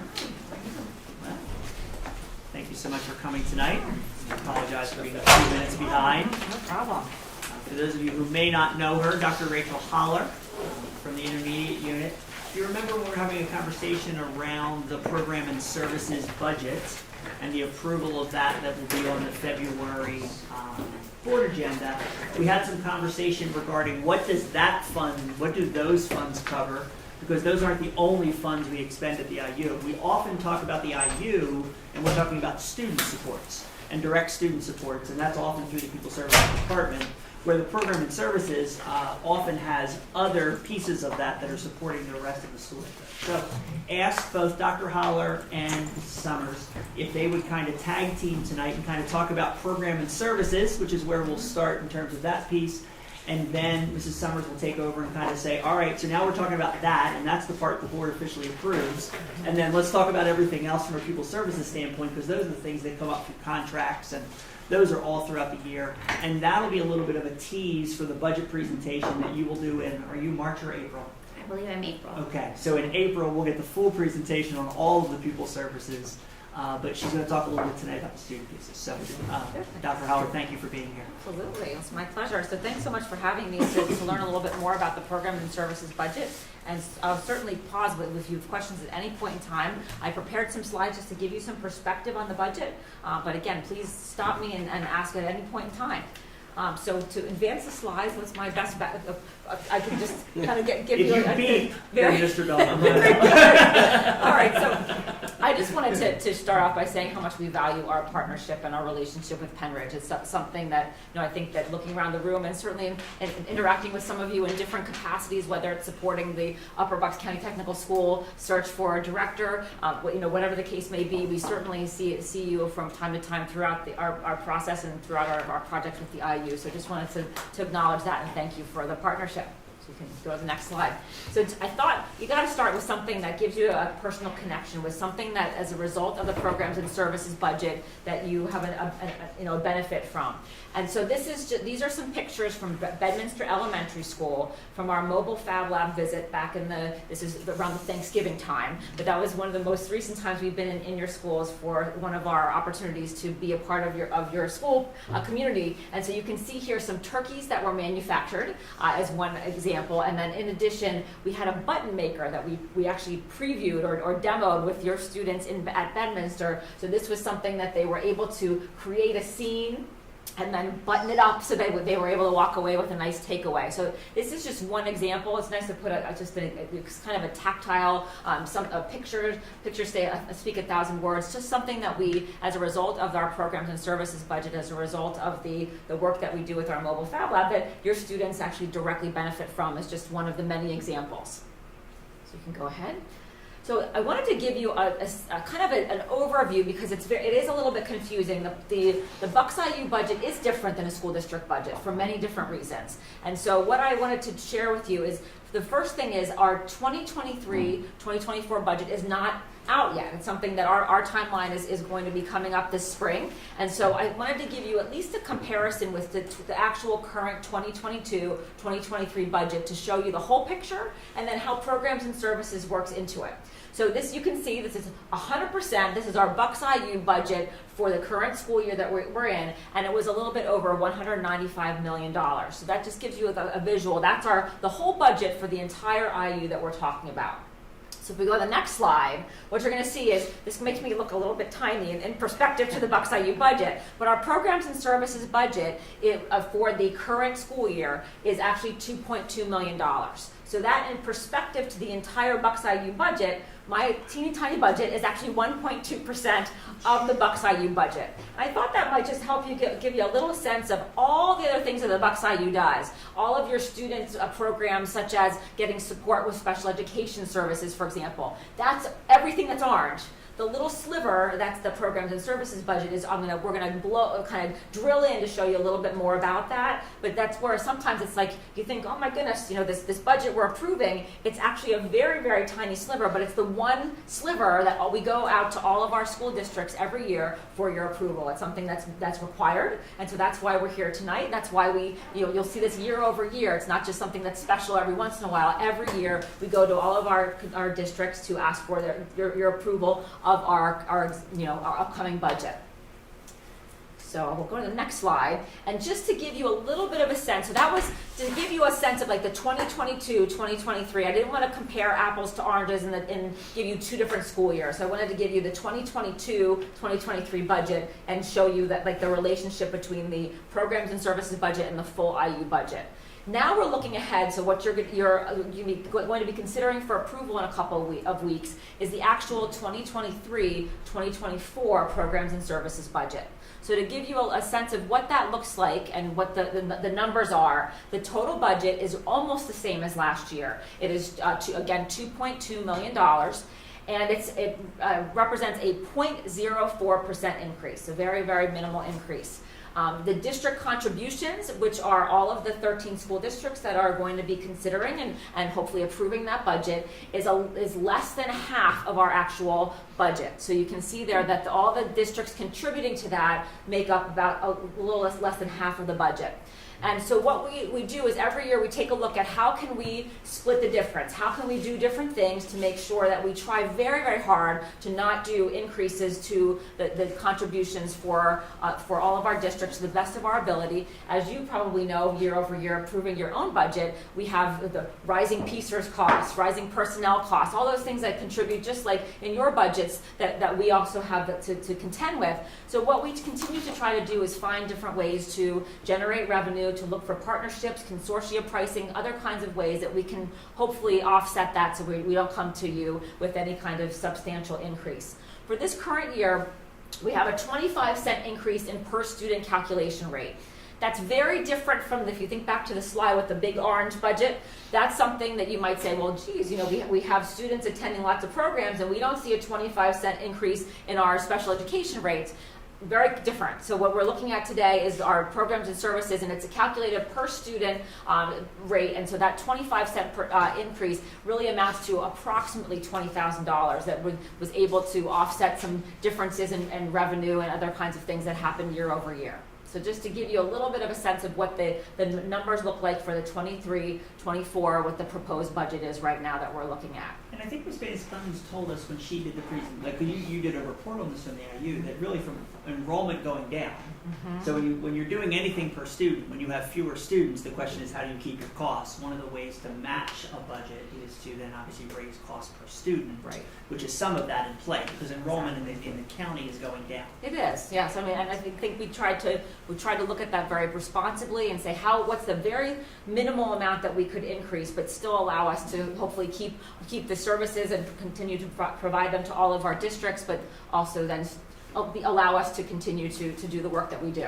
I didn't realize it was such a small percentage in terms of the district contributions. Yes. The other money comes from income generated or grants or all of the above. I mean, creative buckets that you find. Often what happens also is that Pennsylvania Department of Education is very lean in terms of their staffing, all right? So what happens is often they say, oh my goodness, we have these new initiatives, we have these new legislative mandates, and we have no way to roll them out. Intermediate units, would you please help us roll out whatever we need help with? And so they do provide some funding to us to do that work. So when we provide and roll out information on any given mandate that's coming down from the state, that's also some funding that we get to support that, to make sure that all of you are informed with whatever initiatives are required. And so we want to make sure that all of our districts are in compliance with whatever whatever is coming our way. And so we try very hard to stay up to date on everything that PDE asks us to share with all of you as districts. And that's what one of the benefits of the advisory council model is that we have our advisory councils that operate for all different content areas, for our different leadership groups, from high school principals is probably the most popular one from a support standpoint, but then also our programs and services advisory council, which in your case we have Kathy and Tony sit on that council. Those are ways that we continue to keep all of you informed about anything that's coming up, and we try very hard to stay up and be a source of answering questions. I know Jen and I have spoken on several occasions to support one of the requirements, which is your Chapter 339 planning, and that's just one example, but I often field calls from your district and every other district as well, just saying, okay, help me understand this. The hot topic this past year has been Act 158, which is the requirement for all students to complete a graduation pathway of some sort. And so that's been probably one of the most popular topics, not only for your district, but for many that I support. Okay. So just to kind of piggyback on what Dr. Bolton said too, I think one of the things that can be a little bit confusing because there are so many different pieces that fund the whole budget, right? Not just the programs and services piece, is when you're looking at programs and services, since that's divided up between the 13 districts in the county and it's a funding formula, it's the reason there's a cost per student has to do with the fact that and that's only half of the funding formula, but that half has to do with the fact that some districts are bigger than others, and so a way of trying to divvy up so that the larger districts pay a larger percentage than the smaller districts as far as what services they have access to. That's the piece that uses those students, just to show like Penridge obviously is a lot bigger than say Palisades, and so for that particular half of the funding formula, it's based on the number of students you have. But outside of the programs and services, the other part of the budget where you're sending kids for specific things, that's where you're paying per student. And so if you send less students, you pay less money. Right. That's different than I almost needed a 40,000 foot overview a little bit because I'm not sure whether I'm getting it. And there's a lot of information that went out. But how much are we required to pay by the state mandate, and how much is discretionary? Because when they say approve a budget, it just seems a little bit odd because I'm not sure whether we can we not approve? Can we say, hey, we don't want this? Or if we're saying we're having budget constraints ourselves, can we go back and say, hey, we want to cut our IU budget? Or are we not able to do that? I mean, how much latitude do we have?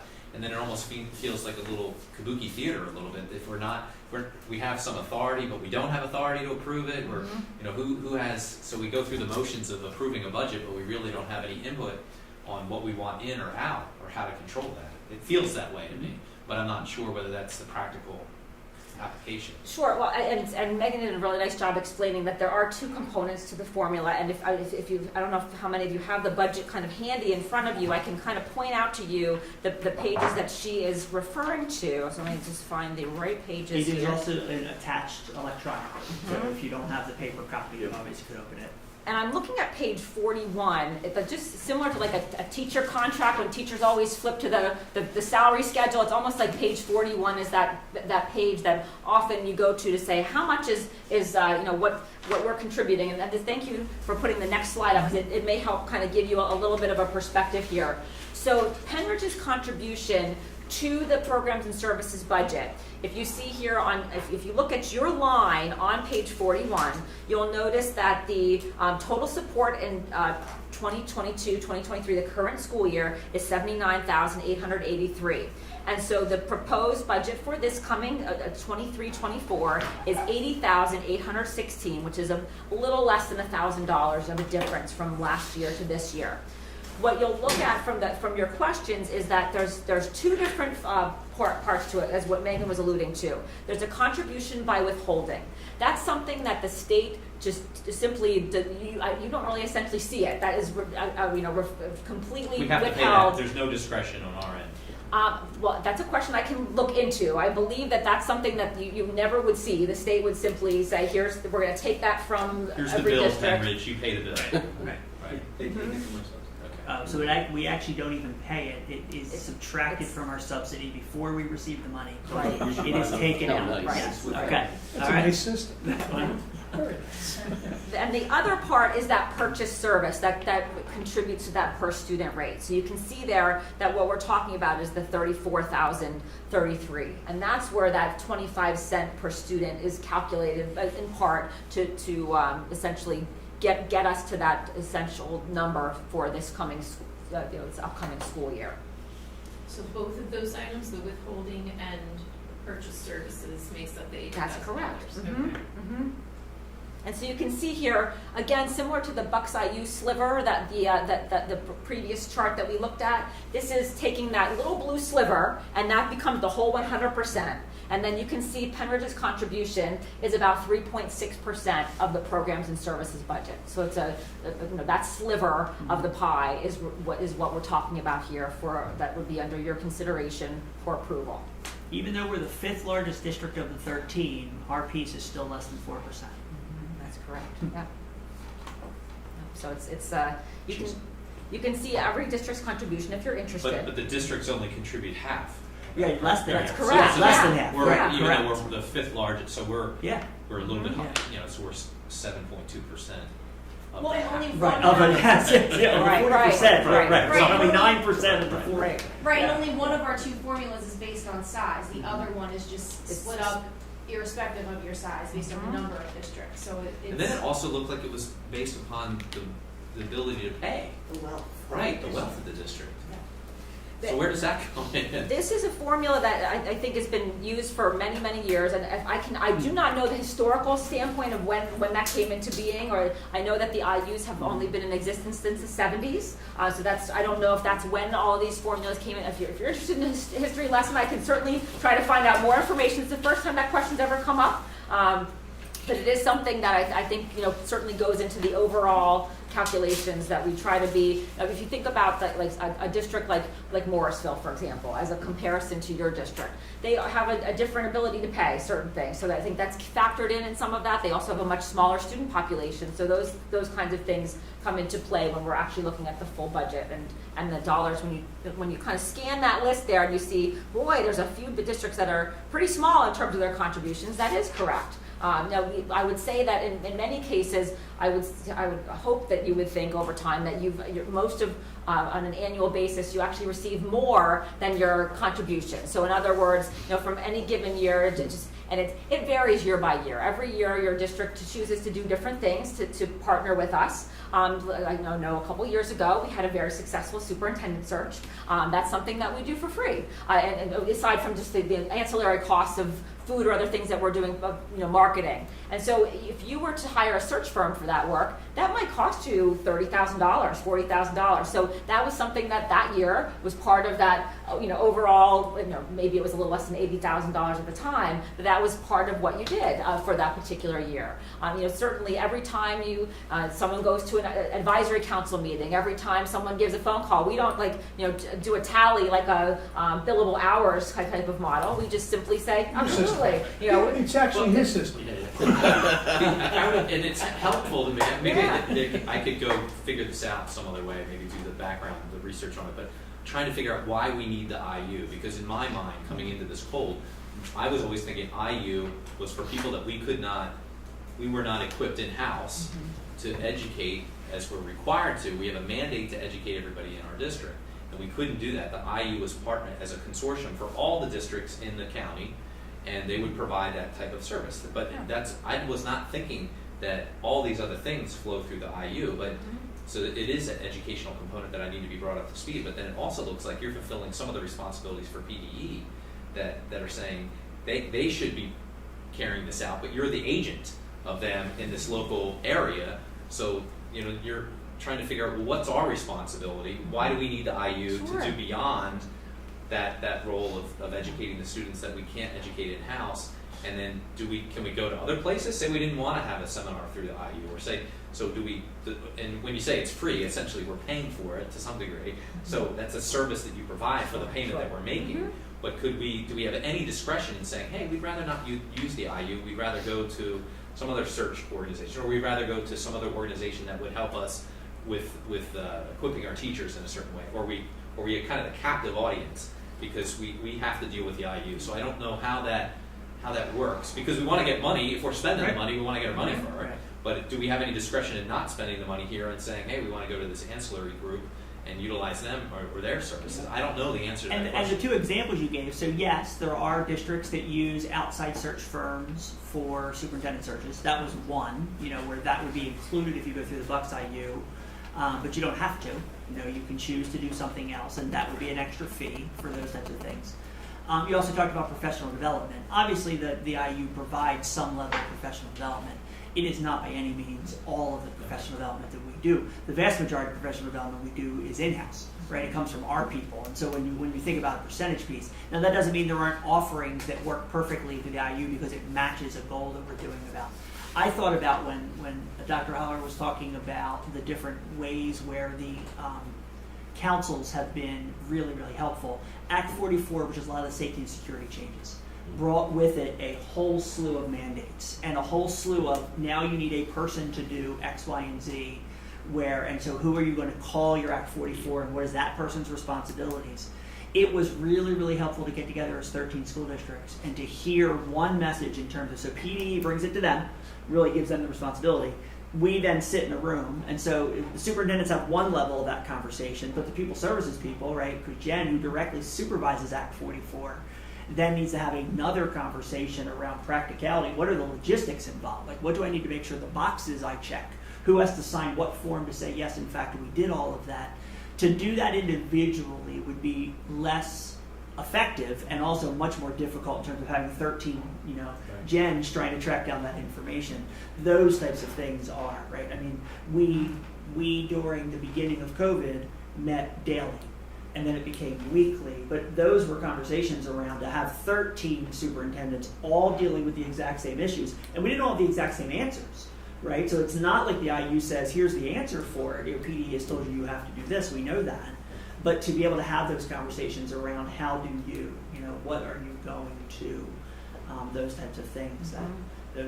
Those advisory councils alone have been really, really valuable as sounding boards and also building relationships, right? To have someone to call. The number of times I call Dr. Hoffman or call Dr. Holler or, call their in-house counsel to have a conversation around something that we learned about is not infrequent. And so those are, I don't know how you put a cost to that. Right. I don't know how you, in terms of, because it's not like I don't call other superintendents as well, Right. who are part of that, even outside of the county, that we have those relationships. But And one thing, to answer some of your question about what do we get for our money, I think that it's a really valid point. If you go ahead, there's one side, I just wanted to kind of give you that perspective of kind of the visual of the different budgets and kind of how they work together. But the next slide gives you just a general overview of all of the different categories of support. And in the actual budget document that you have, either electronically or in front of you, the front pages is what I spend a lot of time on each year updating. It's because we want to make sure that it's accurate, we want to make sure that we have as much information about the different kinds of services that we provide.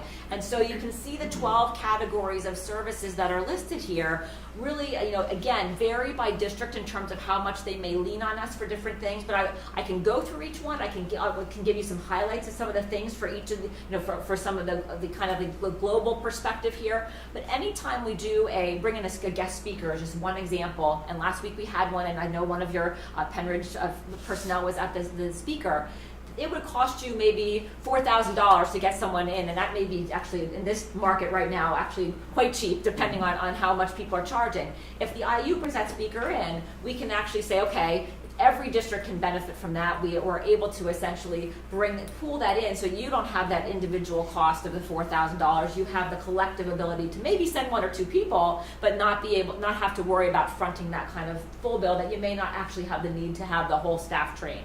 that's just one example of the types of things that go into something like the professional education services. A couple other highlights that I'll just share is that certainly from time to time your district has utilized our program quality review services. And so just a couple of years ago, right before the pandemic, we had one here for your district, and that's something that we partner, we bring in a lot of experts from across the county, from the rest of the districts, and they come and work on a specific topic.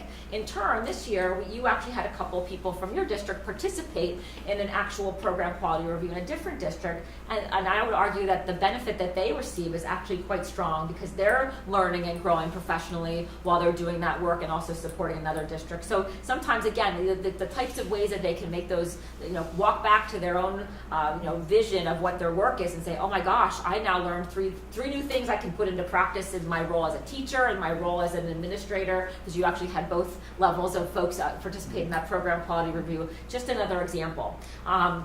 From the STEAM services side of things, we have our Mobile Fab Lab program, which I kind of started out with some pictures at the beginning, which is, again, just one example of the types of STEAM services that we provide to all of our districts. Right now, one of the big things that we're continuing to do is just stay on top of all the different expectations that the state has with different standards and things that they're rolling out. So just continuing to keep abreast of those kinds of topics as they arise. Another example that I'll share from up here, we talked about advisory council, so I think that you get the sense of how important those can be from that standpoint. Another one that we utilized last year is comprehensive planning. So every 3 years, you have the responsibility of updating a comprehensive plan. And so some of you had the pleasure of really getting to know Chad Evans quite well as he went through that process with you. And that's something that we do every few years to support that development process. So some of those are like ebbs and flows. Every few years you're going to utilize that. But Chad is certainly always a resource, even on those off years for the comprehensive plan as things arise. So just some examples or highlights of things that have been a part of how you've utilized the budget over time. And some of the things like the student events or student services, we have lots of student opportunities for students to come together and do different competitions. And I know that you have participated in some of those opportunities for your students. And so again, a great opportunity for your students to then be able to compete or to celebrate their learning across the county with other peers from throughout the county is really, I think, invaluable to be able to participate in. So those are just some highlights. Does every IU have the same 12 kind of charge? What's the charge from the standpoint of the IU? What are you in? Said this is what your goals are. You're to accomplish this, and it's or all the IUs. Can you pick and choose which you want to do, or some focus on some things and some focus on others? So every IU is a little bit different, just like every school district's a little bit different. I would say that some IU colleagues really don't have as much of a hand in things like comprehensive planning, whereas we have a very strong part of our operation that really supports that. Some IUs operate differently with the way that they do their budget, and they charge for services a little bit differently. They might say for everything that you do, there's going to be a fee when you decide to opt in. We choose to do it a different way. So I think not knowing every single service that each IU provides, I know that there are some that I would say the professional education is something that I think every single IU provides in some way, shape, or form, is that idea of providing professional learning experiences. Almost all IUs do things like student programs, student services. However, there's a few that I don't think do that to the same degree. It's crazy a little bit, but yeah. Is there anything that you wouldn't do though? So if you don't know what your charge is, what am I responsible for? Then are you responsible for everything? And so everything goes through the IU. Well, it's interesting too, many of the things on the screen here, we're approving contracts with districts outside of Bucks County that we're charging any of the outside districts that aren't members, because they'll pay our Bucks County Intermediate Unit to do a lot of these services from them. They'll actually come to our IUs. Yeah, when I used the word charge, I was thinking of the scope of your work, not charge per se. I'm saying what is because then you have this mission creep that the IU is huge. I mean, it's like it's everywhere. And when I'm thinking maybe in the budget could be a lot tighter if you focus more laser on, and I'm not telling you how to run the IU, but just trying to grapple with, our role, and not trying to stay within our guide rails, not stay in my lane. But the IU lane looks like it's massive. You guys have no lane. It's wide open. Well, I would say that for the programs and services budget, it is rather narrow in the sense that we do not have, our student programs are limited to really student competitions, whereas our entire programs, or our Bucks IU budget, that big orange circle, does have things to do, such as delivery of student programs and student education. And you're responsible for homeless shelters too, or something, right? As part of the big orange budget, yes, we So do. it just seems like it doesn't end. There are times when you might think that we certainly are involved in a lot, because again, our mission is to really support all the school districts, all the students, all the staff in Bucks County. So I think often when we see opportunities to provide that support, we certainly look for, is that something that we need? The example of the homeless shelters is one of many different things that we receive grant funding for, that we then in turn support not only Bucks County, but also some surrounding counties for that particular example. Again, that's part of the big orange budget, not part of that little sliver of the programs and services, but certainly something that we do provide. I think part of the idea too is if you do it through the IU, you're giving a voice to each area of the county, since we have such a large county on the board, to be able to make decisions about some of these issues that affect the whole county. And I know, over the past several years, there will be conversations about a need out in the community, out in the county, that people are looking for a way to address it. I know one example that comes to mind is adults with special needs, and that being kind of an area where there really weren't services available to support some of these. For adults, not even just students. Some of these young adults, and so. I mean, they're all. Nobody's saying it's not a noble cause, Right. but it just seems too- crazy. That's kind of where I am, like, the amount of money isn't so much the concern, like, we see like this tiny sliver of our money that's going to, the IU, but it seems like the influence is much greater on the school districts, and honestly, like, some of even the grant money, might not be technically Penridge taxpayer grant money, but when I see it being spent on, an arrangement with a political activist group, that really raises alarm bells for me. And during COVID, there was a lot of creep from the IU pushing things down into school districts, having influence on school districts, and so that concerns me. I get the economy of scale thing and the consortia, us being able to get things more affordably. It's like the Costco of educational services, but I do think that when you are so broad and you're touching so many areas, that there has been over the last few years that I've noticed some creep of like political stuff and relationships with groups that are not kind of concerning, they are concerning, and that maybe someone needs to be paying more attention to that and focusing, like Jonathan said, on the true mission, the educational part, and maybe monitoring and making adjustments to some of the relationships you have, even in your resource book still today. And I know that's not your job, I don't know what your title is at the IU, but that for me is my concern. So the sliver can be as tiny, it can be almost invisible, but the influence is what I am concerned about. And one of the wonderful things about the IU is that they really are receptive to the feedback from the 13 send-in districts. We spend a lot of time talking about what does Penridge need, right? There's going to be a slide, one or two forward, that talks about the specific. We do set 4 or 5 goal areas every year. So in terms of this is going to be some of the direct support. And so like while I've been here, we've done the PQR, the Program Quality Review, on our gifted services. We did it on our technology services. We did it on our ELL services. And that's where the IU helps run a process where other districts speak into your program to make it better. And so it's like those types of things that would be really, really difficult in a smaller scale to just evaluate yourself from that standpoint, as well as then from a board standpoint. Right? I know the Spain Clemens can speak to the fact that from a conversational standpoint, that it is important for the 13 school district to say, here's what we think about fill in the blank, and to provide that input. So. Sure. Well, speaking of the next slide, since you queued me up, I can kind of give you a little bit of a sense of this current year, some of the things, and again, as David alluded to, every year our team from the IU comes to meet with your team here and talk about what are the ideas, what are the programs, what are the projects that we really want to focus on to support this year. And some years it varies year over year. As I mentioned, the 21-22 is the comprehensive planning support, so I wanted to put that there because again, that's a cyclical thing that doesn't happen every year. Some highlights is that one of the things that I think we're really excited about to continue supporting is our Bucks County Career Pathways Partnership. We have a Career Ready Bucks website that we've been working on that allows you to have access to that as well. So that could be guest speakers for your career fairs, those kinds of activities that you have. So I know that you have had a presence as part of that partnership as we move forward. Another thing that we continue to see a lot of success with is our Leadership Development Fellowship Program.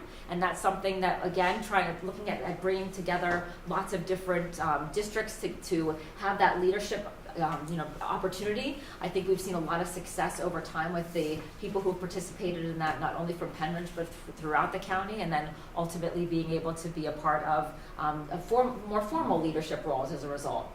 PSAT consortium pricing is something that you took advantage of this year, and that simply means that in order to get some lower reduced pricing from the College Board, we were able to offer that for all of you, and as a result, I was able to work with your high school team to get bulk registration labels, which saves some kids some bubbling time on that PSAT assessment.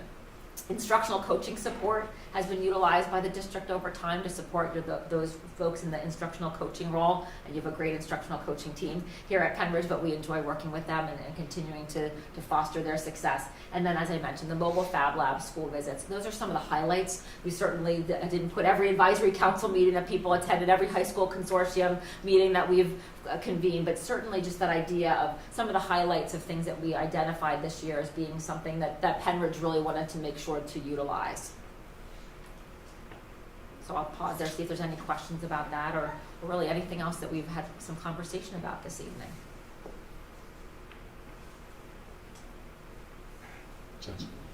So the last slide is just to kind of give you a timeline. It's always helpful to know where we are in the process. And so our Bucks IU board provides preliminary approval to allow us to send the budget out to all of you in usually the month of February. That's reviewed and considered by each of our district boards. And then it comes back to our Bucks IU board for approval when our meeting in April is on April 18th. And then we do submit the budget from there to the Pennsylvania Department of Education. And do we have any say in the budget items, or we just kind of give our stamp to it? Like what is there a dialogue where you say, hey, we want you to take it back, we don't like that? I mean, I don't even know how to speak to it. Well, typically what, it has been a, yes or no kind of a vote. We have not said, oh, I want to take this one piece. If you take the one piece out, that would, then all the districts would have to then consider that. And so I think that's never been something that we have considered. I think if you had a specific concern that we wanted to talk or to address, you also certainly could vote no. Are we required to vote for the budget? Is that something we're required? That is a requirement, yes. But it just seems like, again, it's just kind of performance. We're not really, we don't have any, it doesn't feel as though we have input in the decision making or even in the trying to oversight of it, but yet we're asked to give the approval, which seems kind of odd. I would say that they're very receptive. They've always been very receptive though. If you're going through the programs and services budget and Pennridge, has some suggestions or thoughts to share, we can certainly bring those back and have those conversations and see where everybody falls and maybe see if there's different ways to tweak certain things to accommodate everybody. I mean, I feel like but then that they've would been affect good about thinking outside the box to do right? that. Like if we would do a suggestion and they would include that, Yeah, they that have to would be re-go and Everybody would have to do it all. It seems unworkable. like the other 13 or the other 12 would also have to agree if is that how that would? Right, or maybe it's like, and maybe there's like, let's say there's an item in there that you're like, I really wouldn't prefer to do that. Could we do something else instead? Maybe we add something in where it's like, hey, you could do this or that.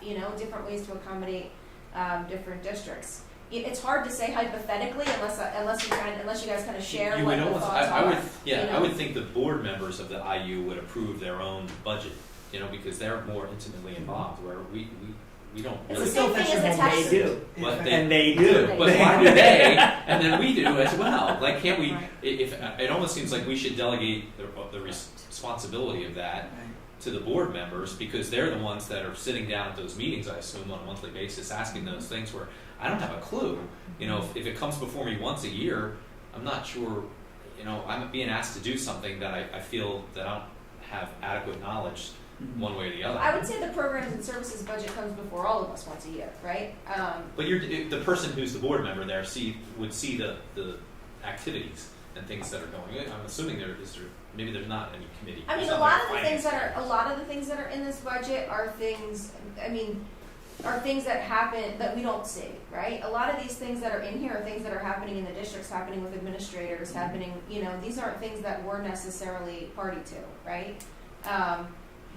But we see, you know, we get the budget, you know, we just got the budget last month, the same, you know, and now you're getting the budget. But I guess if what you're suggesting is that your IU board member should be bringing that back, I think it would make sense, as we're all approving this, to bring those thoughts together and Yeah, I then don't want to make it one unworkable. It person just kind of seems deliver them. silly to have us approve something that we're not really have no have knowledge. input. I mean, on, you it's know? similar to the tech school in that it gets I agree. approved by all I agree. three Same sending thing. I districts. mean, I have the That's same also a complaints. problem. Yeah, I have the same complaints with that. It just seems The IU meetings are open to the public, right? but I don't know what we're required to do versus what is discretionary. So the IU meetings are all open to the public, so you can attend if you want to know what's going on. Just like the JOC meetings are all But open then they to the ask public. us to. No, if you were looking for information, so you can attend any one of the meetings. They're I open to think the the public. idea is that you have a representative, and the representative has in mind what the interests and basic, you know, philosophy, values, whatever, of your school district. The whole point of having someone go is that that person represents, like, congressional hearings. I mean, all sorts of things are open to the public, but you have a representative that's supposed to have the knowledge of how your school district is, what your general values are, how you want to be represented. And so it's not really reasonable to think that each board member could go, otherwise. And we only approve the programs and services budget. That's We correct. don't approve the bigger That's budget, but correct. yet Mhm. our personnel that we send, are they involved in the big $100 and So whatever the that- other 95 arm, million. million, right? Yes. But and that's going to be Ms. Summers' presentation in terms of where our money goes into the orange part of that circle, because we do approve all of those, right, as a board. Because when you're talking about individual programs for students, there will be a contract for, name that agency, and it's being provided through the IU for $40,000. That's an approval through a contract. That's part of the orange part of that budget, which is obviously from a dollar standpoint for Penridge, much, much larger. And those are individual student decisions, and that is different district by district. Some districts spend a much larger percent at the IU than we do for student services just because of our size, right? We're able to bring back more programs where a smaller district Right. couldn't do that because they don't have the M to be able to do whatever the program is that we bring Right. back. So everything that we purchase from the IU, we all vote on here. Whether it's through this budget, whether it's through other contracts, we approve all of it here. The only thing that you're not approving is the things that are not funded by Penridge. And you gotta still keep in mind, you're representing 13 districts. You may have one district who makes a contract with the IU to provide a certain service to them, right? And, you know, we don't really say, well, I don't like the service that you're purchasing for Right. yourself, so I'm going It's to just a not different, approve it. it's a different, right? like, we went through this earlier this evening. And we said, you know what, we're gonna have to hold off. We went through some budget items, let's say for capital improvements. We're gonna have to hold off on this because we're not gonna have the funds for that. We have to make some decisions based upon what we prioritize. Nobody here goes through this budget based upon like that. You know, we don't say, hey, what's a priority for, we just don't do it, but yet, so it's switching gears. I have to do one lens to look at our money that we have here in the school district, and I have to prove that just like I approve this, but I have to use two different lenses. This one I can scrutinize and say, hey, let's take it in and out. This one I'm kind of expected, you know, let's just pass it through. But so But you it's keep awkward. saying that, but a we little keep bit. saying if you have concerns to share them. I don't you even say know you're what not gonna questions share to them. ask. How would I That's even know the what point. questions It's to a ask though? Because we don't have the 68 detail that's but- drilled down. I don't even know the right questions to ask for the IU budget. Mr. Dawes, go back one slide for me, because one of the things that I'm taking away, because some of it, I'm sorry. No. Oh, okay. I didn't. One of the things that I hear you saying, Mr. Russell, and I think we need to do a better job of is this is decided from a school year standpoint, and this really is. I mean, obviously there are the monthly collaboration pieces that happen. There are individual professional developments that happen that sometimes we see and we send nobody to. Sometimes we see and we go, you know what? There's an EL training. We're going to send 2 Guth teachers because it's going to help our EL program at Guth to hear from this expert, right? And so some of that is just hit or miss in terms of what that is, and we wouldn't yeah. care whether it went to the IU or you saw them Correct. someplace else. Well, we do both. Right. We do both in terms of those things, and so it may be from a priority standpoint to really, because this is where we set that priority, right? You look at here, you look at instructional coaches, you look at the STEM part, you look at leadership development in terms of professional development, and what that is really is districts are allowed to identify teacher leaders or young administrators who we see from a pipeline standpoint. And the whole point of that, like everything, the number of administrators is shrinking, the people who are interested in those positions. And so we're trying to preserve Bucks County people in Bucks County and feed into them. So the IU does that for all 3 school districts. And we're almost 30 administrators that have gone through that program are now administrators in Bucks County. And partly because of this program. I mean, districts do that as well. The career pathways. We started as someone taking from the career pathways because we were behind in terms of where they were. We now contribute and help in the career pathways because ours has, where some other districts are now where we were 2 years ago. Mr. Dyer and Dr. Scheid routinely attend this. And so I don't know whether that answers your question, but I think it would at least help if in September and October when we develop this list to say that program and services money we're talking about, these are the specific Penridge initiatives that this year to show how they match goals. And I hope that list you see and you go, yeah, that's a lot of the things we've talked about are important to us. This is always a work in progress. So if you came to us next month and said, you know, we just identified this need, we don't say, sorry, you didn't tell us in September, we're not going to do it. We always try to find a way to make it happen. And I think that's why our teams work so well together with your team, is that we really try to accommodate whatever, you know, we don't have a crystal ball in September to know what may be a hot topic or a need in a specific district in a few months, you know, kind of hence. We can't see into the future, but really being able to say, okay, this is always something that we can add to, or there might be, you know, maybe, you know, we don't want to do X, Y, Z. We thought about it in September, we changed our mind. It's always a kind of a work in progress, and that's the beauty of the model that we follow, is by having those kind of regular conversations and touch points. We hear what do you need? What can we do to address that need? And we try to really do whatever we can to fulfill those requests.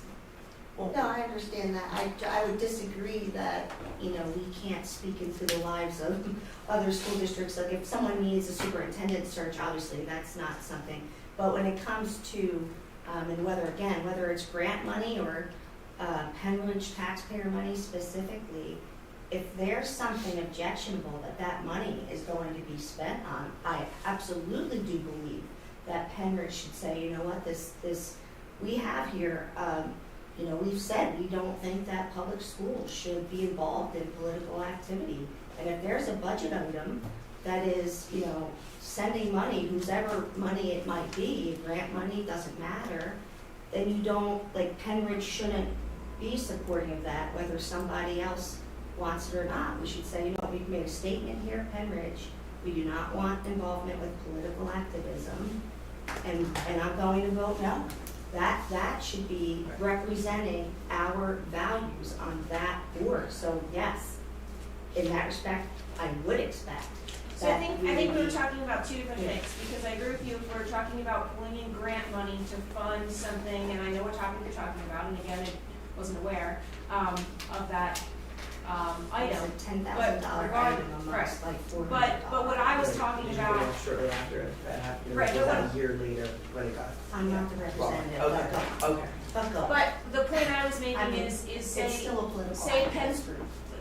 right, I wasn't talking about that scenario, I was talking about a scenario where, say, Pennsbury School District says, I want to bring in this person to come and do a professional development, and I'm going to purchase it with Quakertown and Palisades because they're all doing the same service, and we will get a discount if we purchase it through the IU, and the IU facilitates that. I'm not going to micromanage what Pennsbury, Quakertown, and Palisades decide. The three of them are going to purchase through the IU in a separate contact for those three sending districts, right? That to me is a different issue. If they're saying, I'm going to purchase this, and certain districts decide they want to purchase it and other districts don't, you know, I would vote against it if Penbridge was going to jump into that contract and it was something that we disagree with, then I would say, no, Penbridge does not want to be involved in this. We don't want to be making a contract with that particular entity. But if those three That's what districts I'm want to, saying. that's fine with them to do that. Well, but that's what I'm saying, that we should not be voting to support, and whether it was brought up the moment that it happened or not, we don't all go to that meeting. Right, but you We could. have the point of having a representative who, again, represents our values on that board is that we have that because we can't all physically be there every month. And we also can't watch it because the meetings are not recorded, they're not broadcast, they're not recorded. If you can't rely on a representative to Joe- represent the values there, that's all I'm saying. I think that the IU, I mean, if I need to be like direct, the IU does get involved. No, it's not personal. The IU has relationships, the IU has in their resource book, they have an association with people that they ought not to have an association with. And we should say that that shouldn't be there. And we're being asked to support an organization. This has nothing to do with a person. This has to do with the organization and what we are being asked to support. Yeah, And I I'm don't fine with the think we should organization. If support the it. organization wants to do whatever it wants to do, I'm just concerned if I'm being asked to approve something, it just seems It doesn't weird. seem Like we don't, legal for when we us. contract, and I can't get on the computer, lock me out or something, but like we have other service providers but I'm not asked to approve their budget.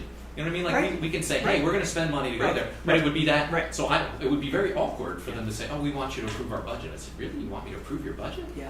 So it just seems strange to me. So it's similar to this, where I don't, you know, we're carving out certain services, but yet I'm asked to approve the entire budget, which, you know, I don't Well, have any insight into the And entire budget. we're I just 1 wanna of have insight 13 into from my- the entire budget, right? Obviously, we are then asked as individual school boards to approve the piece of the Right. budget. It seems So- like a disconnect there. I think that IU does great work. You know, it's expansive. I don't fully understand it, but it's weird that I'm being asked to approve that without the full scope of the knowledge of everything. Well, it was clear we needed some education, right? I think, right, and as well as some conversation around it. I think you have just a few slides, is that accurate? Yeah. So I think if we, Mr. Dahlberg, if you call that up, I just want to give a sense in terms of the scope, right? Because here we're talking $80,000, right? So now let's look at the numbers that Ms. Summers is going to show us in terms of other ways that funds are currently being used. Very, very well to support, Absolutely. right, Yes. Penridge kids and families and staff members. But these are the types of things we're talking about that are in the orange bucket. Right. So these are services that are specifically related to, that are student specific, that run, that are within their IEP, and it's an IEP team decision where we sit down and we talk about, how these services can be implemented. So the first slide just talks about programs. So these are IU classrooms, where we have some of our Penridge students that attend. So there are multiple disabilities support classrooms, which actually are housed within Penridge. We have a classroom at the elementary, middle, and high school level where it is run by the IU, but is within our Penridge schools. So we have students that are part of those programs. We have a few students that are part of an emotional and autistic support program that is run through the IU as well, just given their needs and the support that they need. The biggest piece is the transition program. So these are our 18 to 21-year-old programs that we have. So students that are attending the WOW program, College Connections, Project Search. Some of these are full-time programs, some of them are part-time programs. So this is where we spend a good portion of our funds for these programs that are 18 to 21. This next slide talks about IU classroom and district support. So you'll see speech and language therapists, occupational therapists, and physical therapists. So within these IU classrooms, these students require these types of related services. So that's where we are billed for those supports within those IU classrooms, since it's an IU program. If teacher of the blind and visually impaired and teacher of the deaf or hard of hearing, That is a service that we use district-wide. So these teachers provide supports within the IU programs for our students, but then also provide supports for our district students that are in some of our special education programs. So they provide the supports as well, everything from consult to direct service. So that's what they do. And then orientation and mobility is another program that another support that you'll see mostly with students that have visual impairments. And again, this is a teacher that comes out and supports our district, all of our kids within our district programs, and then students within our IU programs as well. And then this is just additional supports that services that we contract with the IU for that provide, again, student-specific supports to our students. The first one talks about augmentative assistive technology. So that is for students that are nonverbal, that we're looking at different devices for them. It's really great to have someone that has that level of expertise that comes and works with our Penridge programs and our Penridge teams to help identify what types of devices are most appropriate for our students that are working on communication. Interpreter services, so we have some students that need that interpreter services throughout the school day, so that is something else that we use.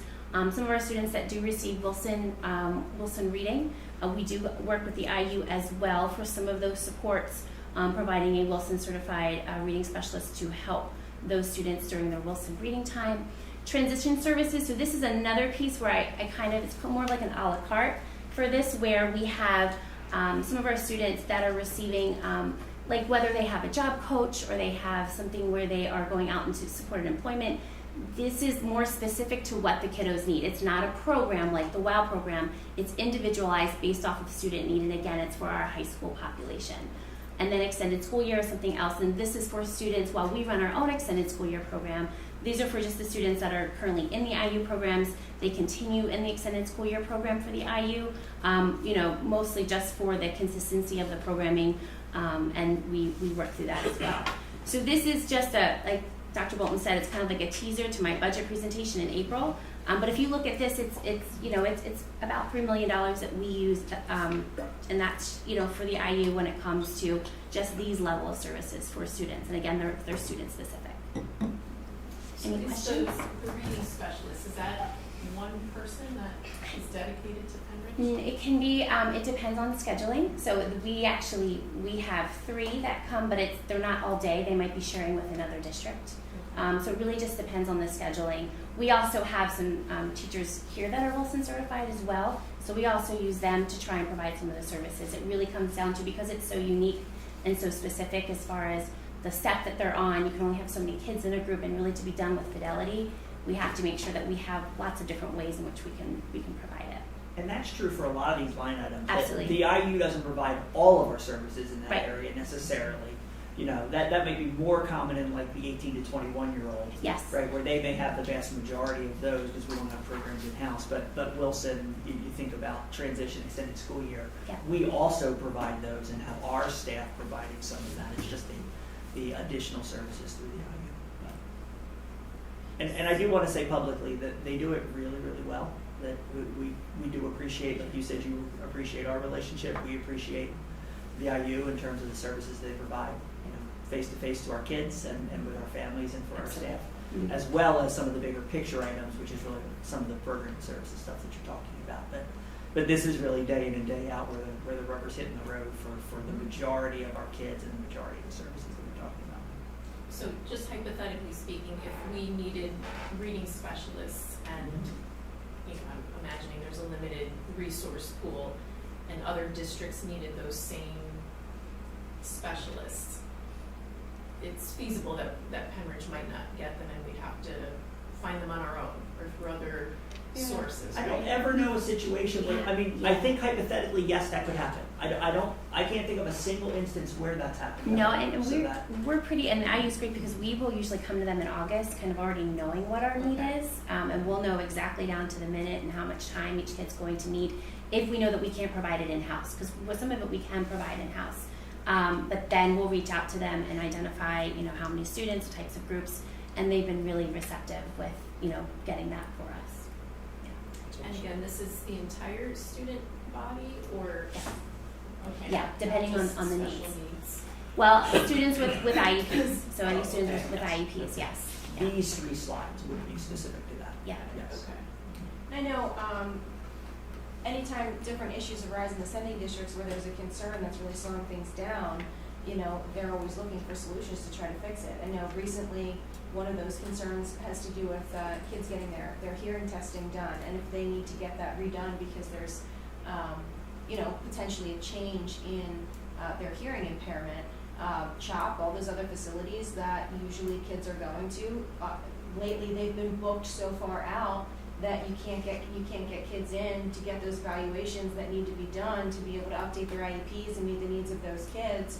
And now the IU has the ability in their facility anytime at a moment's notice for a family to take their kid over there and get that testing done there in-house to make sure that they can move forward with that process instead of being held up on something that's that important for the kid's education. I know that you might not have like the numbers for this, but how much of the budget goes toward social and emotional learning? Like it's not on a couple lives for like professional development, for curriculum instruction. How much? I know it'd be hard. I think it would vary from year to year. I know that there's not been a focus area for us to be doing professional learning this past year. So that we didn't. I can't think of an example where we would have brought in a speaker on that particular topic. I think it's based on district requests, and so some years we might have that request come through, and other years we don't. So this year so far, it's not.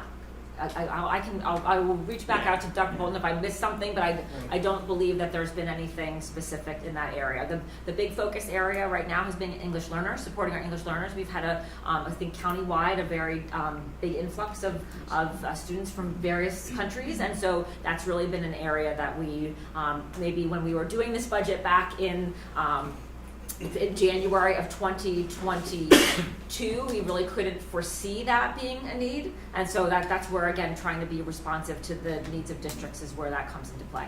And I know there were a couple of things that I've seen recently that involve that topic, and as I looked through the participating districts, our district wasn't a district that was participating in either of the things that popped up. Which I'm not complaining that had about. to do I just with want to know how big the budget. I mean, there are some tangential things that, like social and emotional wellness might be a part of an overall offering. So one example might be something like the MTSS, multi-tiered system of support. We use a lot of acronyms. Leadership Academy that we had. Penridge chose not to participate, but that's something that I wouldn't call that a focused, bless you, a focused area for SEL, bless you. But I would say that there's certainly, there are components of that if you drill in, it would be a maybe overall part of the model, if that helps. Thank you. Mm-hmm. Dr. Halloran Summers, thank you very much. Right, for just I think we'll continue conversations and questions and those types of things, but I think it was helpful for people to kind of see from a money standpoint the different lenses in that. So I appreciate it. And I would also suggest that as board members, as you go through the programs and services budget, if you have any questions or concerns about anything in there that you want to have a conversation about, or want to see if there's a different way of doing something or a different suggestion to add, please let me know, and I'll communicate those and see what solutions there are. I guess I would think it'd be more productive to suggest any potential changes and concerns to try to have those things addressed rather than to just vote it down, right? Without giving an opportunity to address any of the concerns that you may have, right?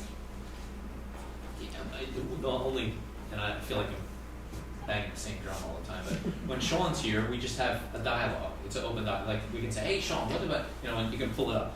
We don't have that ability with the IU board or the tech school, but yet we're still asked to approve their budget. And I think that part of the reason for the approval is to have some oversight. The reason you're asking for somebody to give their approval is you want them to exercise some degree of oversight.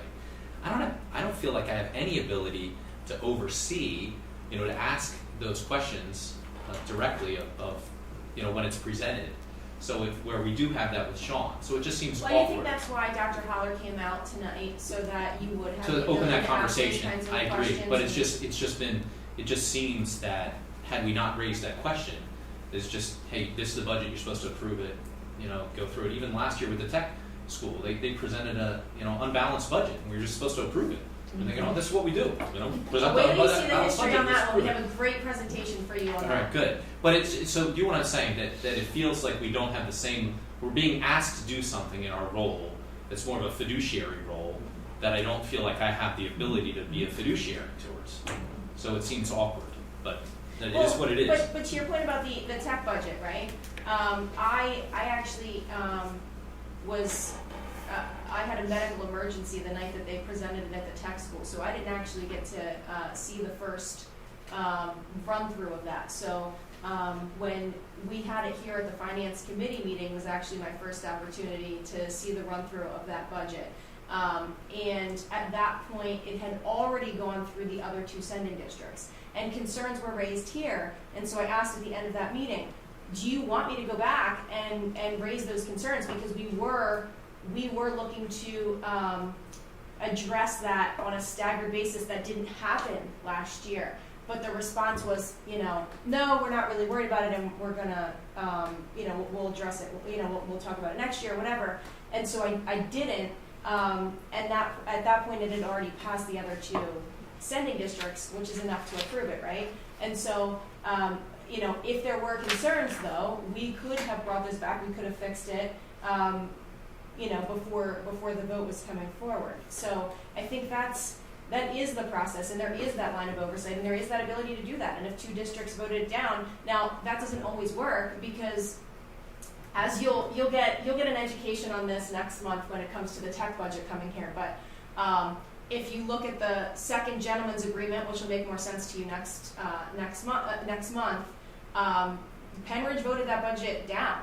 But because the other two sending districts had approved it, that was enough for that budget to move forward. Now that got fixed later, but there is that oversight component. You can vote it down, and if less than a majority of the sending districts support something, it can and will get voted down. So there is that oversight. Thank you both. You're welcome. Thank you. Absolutely. Thanks for having me. Thank you. Thanks. Looks like Mr. Daubert's up. Tell Dr. Hoffman we said you could come in a little later tomorrow, since you stayed a little later than we expected, okay? Just let him know. I'll write you a note. We'll check that. Yeah. Okay. Please feel free to reach out at any point if there's follow-up questions. I'm happy to address anything, but I appreciate your time this evening. Thank you so much.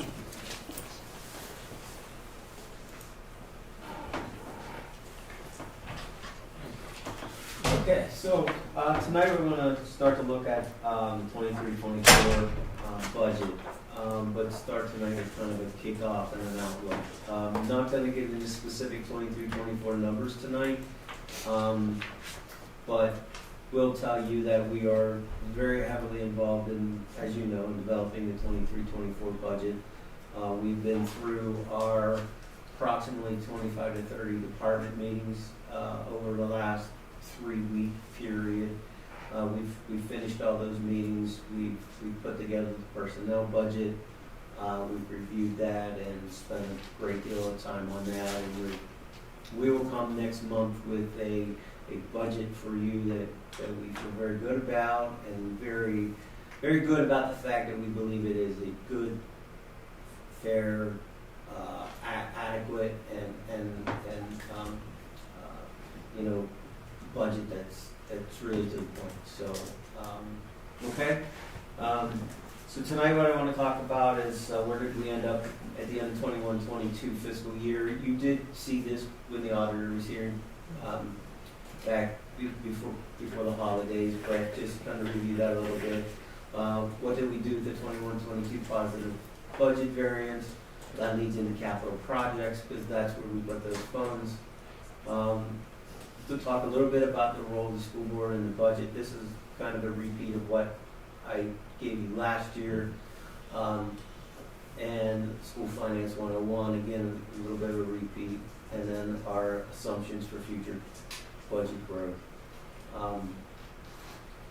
So 21-22 budget, where did we end up? We ended up with about $150 million in actual revenues, which is about 5.8% million above budget, so we had a very good year in revenues. A lot of that was a very large increase in EIT year over year. Was much more than I expected, which is always great. But the growth in the EIT revenue was a major factor in that. Also, growth in growth in real estate tax base. Again, another positive year there.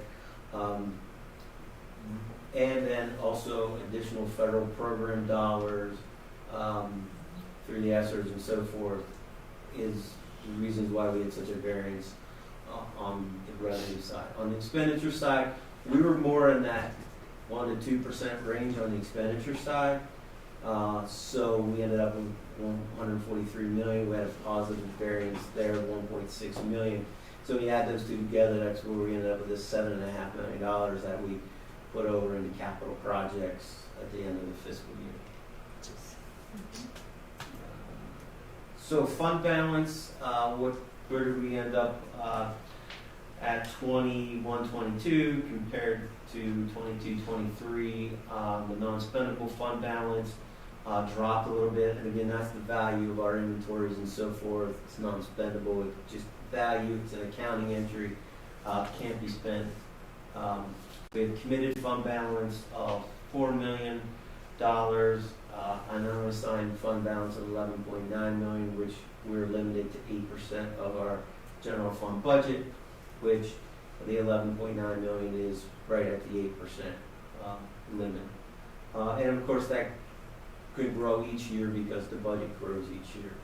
But overall, its total general fund balance remained the same at 16.5 because, again, we took the surplus and put it in capital projects fund, and the capital projects fund went from 18.3 million to 20.3 million year over year, an increase of 2 million.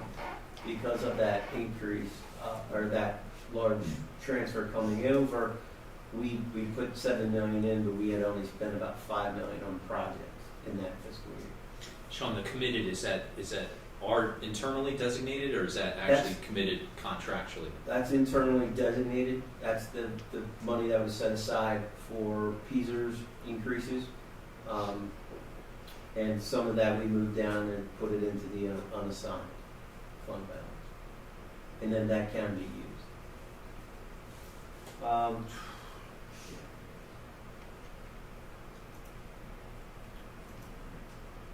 So the capital projects fund, again, we have a capital projects fund in place so that we are able to use excess revenues over expenditures on a year-to-year basis, transfer those monies to capital projects, be able to do projects that maintain our buildings and our facilities, do upgrades within those like kitchens, those type of things that we're doing, upgrading paving, garages, things like that. And the goal is to be able to fund those projects without having to borrow money and add more debt to the district. And so our goal is to budget for projects that we can comfortably fund on a year-to-year basis with those dollars. Now, knowing that we never know from year to year exactly what those dollars are, that's what kind of makes it a little bit difficult. So we have to, and we'll show you when we look at capital projects funding, we have to build a little bit of a buffer in there because, the prices are escalating. You don't know what you're going to get from year to year, so you really have to kind of be careful, and we don't try not to spend to that maximum limit every year just because you have to have something in reserve in case it's needed. So this is to look at the capital projects funding. This is from 16-17 through 21-22. These are actual numbers that we had expended in capital projects, and you can see that in 21-22 we had spent $5.3 million in capital projects, and the transfer in was the $7.2 million. And that's how the fund balance ended up going up from 18.3 to 20.3. Okay. And then looking at the forecast of the future, so the fund balance beginning in 22-23 was at 20.3 million. We have $6.8 million in expenditures in the 22-23 fiscal year that were from the projects that were done in the summer of 2022. Now, our projects cost more than that.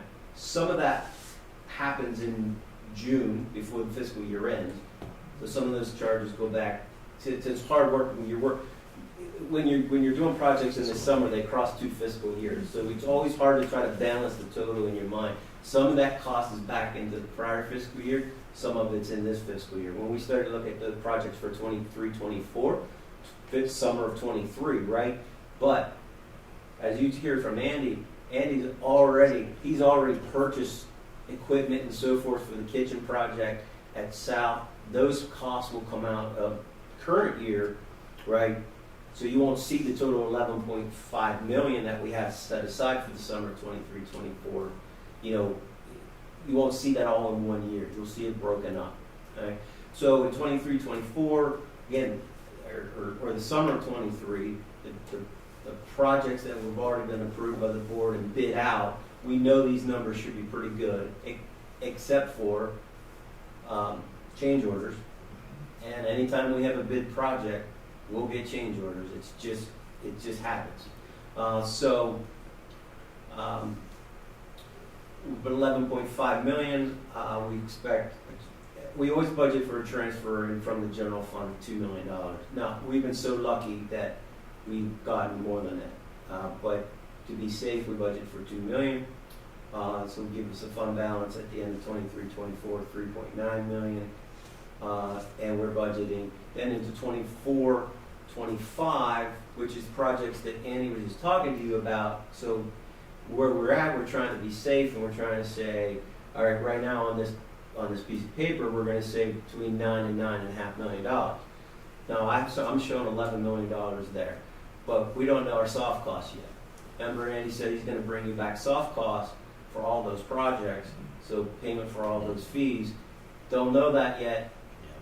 That's probably going to be in excess of $500,000 on top of that. Plus, these projects aren't bid yet, so once we finally get the bids for these projects, costs could escalate again.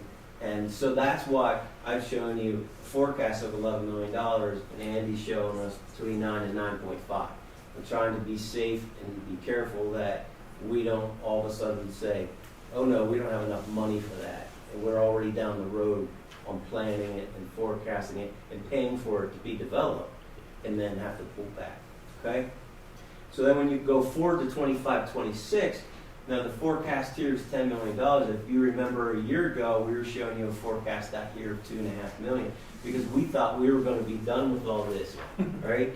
And then the prices doubled, and we had to push $6.5 to $7 million into the next fiscal year. So we already had $2.5 million that projects that we wanted to do that year. Now we have another $7 million to add on top of that. So that's how we get to $10 million just like that for 25-26. And we haven't gotten to all those other projects that we wanted to start thinking about being able to start to fund. Those big projects like that are out there. So, and then after that, we just, you know, hopefully, you can also see when we get last year 24-25, which transfers in, we're saying $9 million because that's the year where we have the debt service drop off. So we should be able to start to fund the transfer over a lot higher than just relying on the plus and the minus. We're going to actually be able to say, okay, debt service dropped by $6 million. We're going to actually budget for a line item in the budget of $6 million to come over to capital projects, plus then any positive variance that we have. So we're hoping that once we get out, into that, we're starting to be able to build more capacity within the district to pay for those projects, and hopefully be able to build up funds in order to do those bigger things without having to, go to a bond issue and borrow funds. So that's the projection or the forecast that we have right now. So, It always changes because the numbers always change. Transfer from the general fund, once we know it, plug it in as an actual number. And the expenditure numbers always change because we're constantly getting updated forecasts and so forth. So, okay? All right. So the next thing is just to talk about role of the school board in the budget process. So the role of the school board. So one of my thought, what opinion is one of the biggest responsibilities for the school board is to put a budget in place.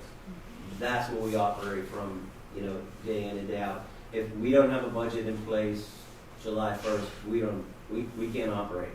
We can't pay bills, we can't pay our employees, and so forth. So it's one of the biggest responsibilities of the board is to come up with a spending plan, make the budgetary decisions, put the spending plan in place, the revenue and the expenditure side of it, and you along with the administration build that budget based on what the interests, what the needs are of the kids, and what programs we want to offer and so forth. And each year we go through that process of deciding which programs we're going to have in the district, which programs we're going to ask the IU to run, and so forth.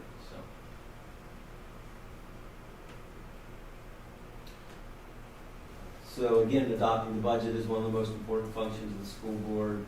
It is, again, it's just a description of the programs and services. And that's where we put the price tag to what it is that we want to do. And we have to be responsible to our public, responsible to them as far as raising taxes or not raising taxes, or putting the resources in place in order to provide for the education of the kids. So just a list of what budgeting does.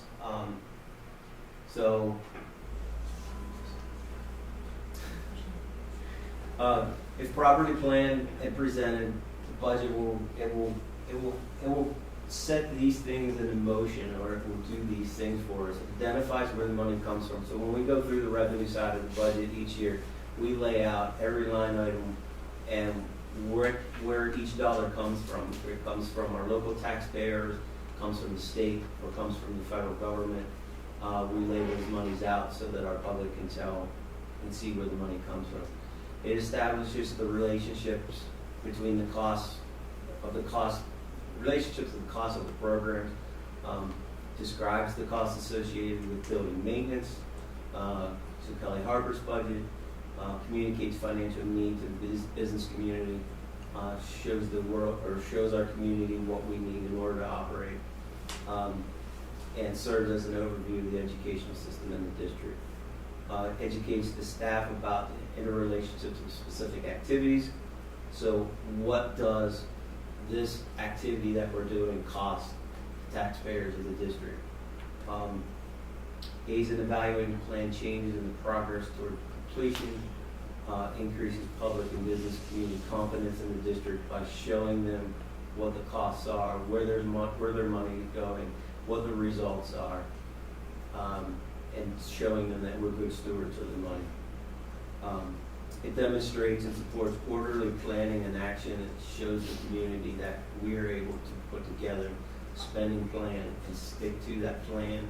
Now, there definitely are always changes throughout the year, but we do the best we can, and we try to stick to that plan the best we can. And it shows the community what the return on the investment is that they're putting, to the school district. Again, it's not just a collection of numbers, but it's an expression of our values as an administrator and a school board team.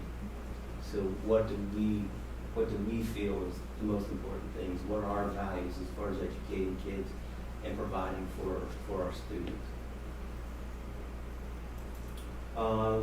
Moving out of budget into a little bit of School Finance 101.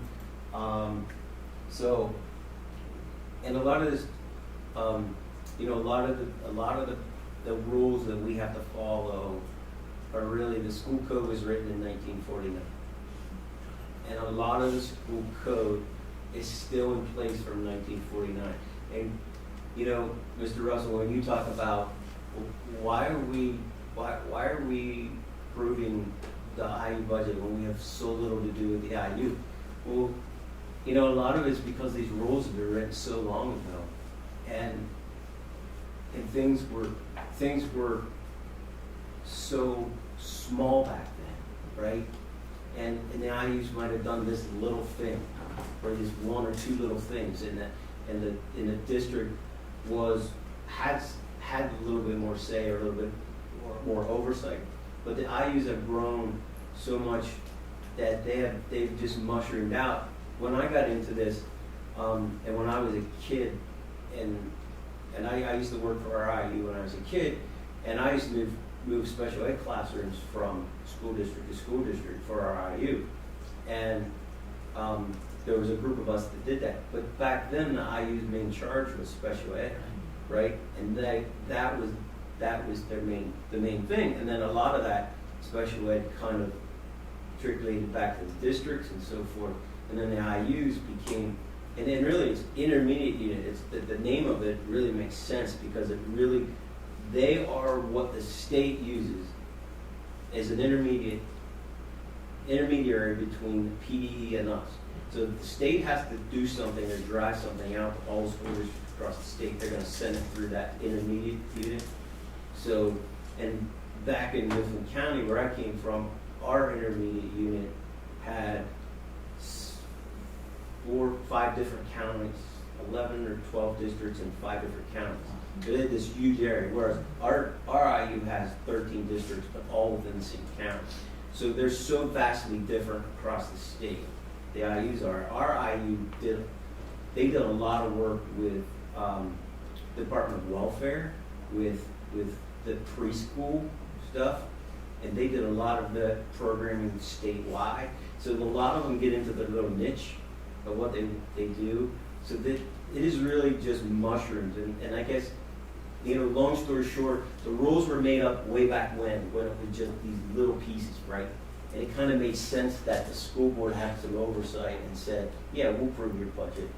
You know, and probably back then the programs and services budget was probably 90% of the budget, and now it's 3%, 2%, 3% of the budget of what they do. So it really has changed over time. But the rules that we have to follow are just so, a lot of times they're so archaic but we still have to walk through those hoops and walk through those steps. So I don't know if that helps or not. That's a good perspective, but it's somebody should change it then. Yeah, and I imagine, you know, in your job, in your profession, you see a lot of that walls that have been placed for years and years. They don't make sense anymore. Some of them don't make sense anymore. Some of them maybe do, but a lot of stuff in the school code doesn't make sense anymore. Because it's just been there forever, and we do it because we do it, and no one has got the concern to the level of the legislatures to make that change, or it's not worth it to them to do that, right? So we continue to slog on this stuff that seems like it's so old and so archaic, right?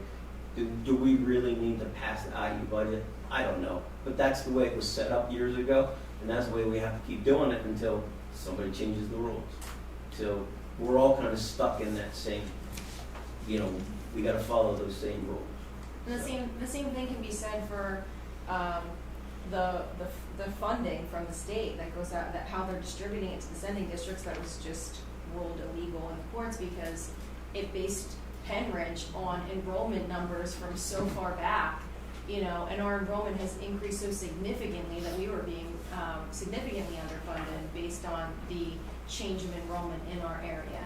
And then if you look at how we actually just changed the Articles of Agreement for the tech school because the STEB formula that was being used to decide, you know, kind of the wealth of the districts for capital projects and things like that, that also had become somewhat obsolete because Bucks County doesn't even reassess the property values of houses unless you sell it or unless you build a new one. So the whole system and what they're basing it on was completely inaccurate. So you know, to your point, a lot of that stuff just becomes so outdated, and it doesn't even really fit the current situation.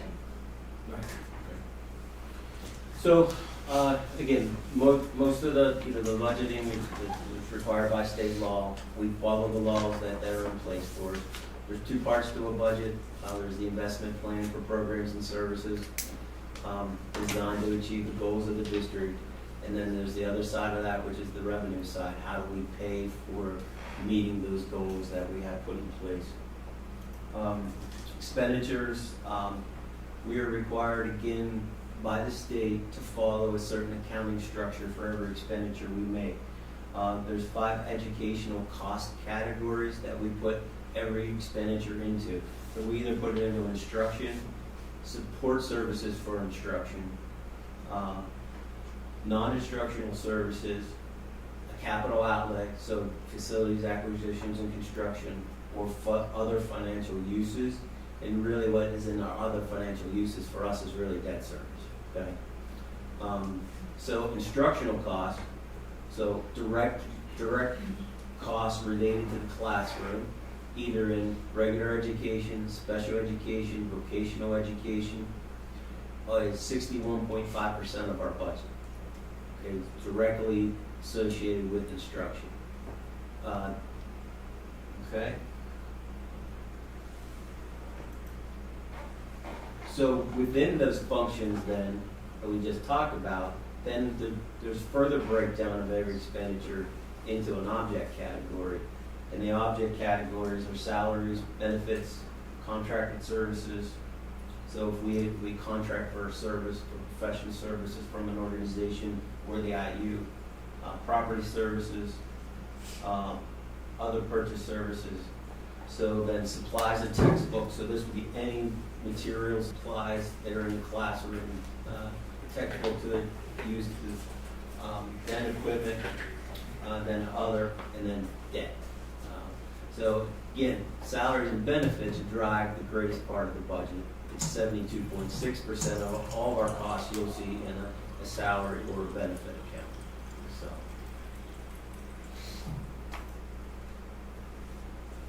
So when we think about our budgeting process, there's certain things that we can control in a budgeting process, like staffing,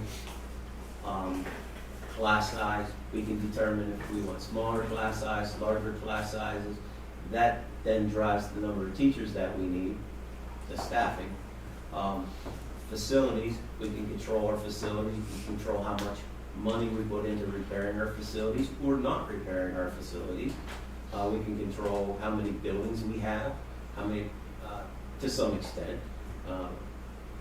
And collective bargaining units, as a board, we meet with collective bargaining units and we come to an agreement on a contract. So we have some control of that, of developing those contracts and working to come to agreements.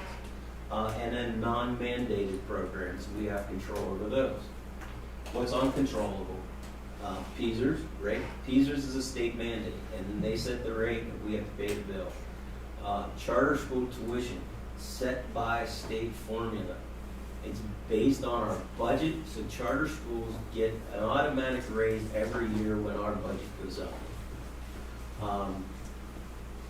Our geographic location, uncontrollable. It costs more here in Bucks County than it costs where I came from.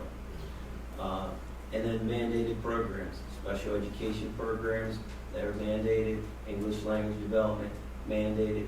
Other programs are mandated that we have to provide those.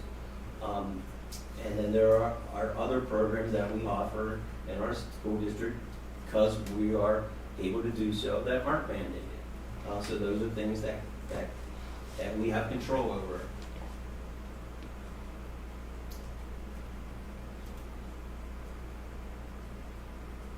So when we look at revenue sources, there's 3 major areas of revenue that we have in the school district. There's the local revenue, which makes up the vast majority of our budget. When you see the budget numbers, $150 million budget, over $100 million is local revenue. And the biggest amount is real estate tax. Over $80 million of that $100 million comes from real estate tax.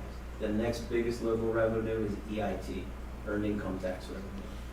Those are the two major drivers, and when you have growth in your district, which we have and we've had over the last number of years, our tax base continues to grow. We generate more revenue from the year before real estate taxes every year just because the tax base grows. We have had great growth in our EIT. In my 8 years here, EIT has went from $14 million revenue line item to a $20 million revenue line item. So great growth in those two major revenue sources.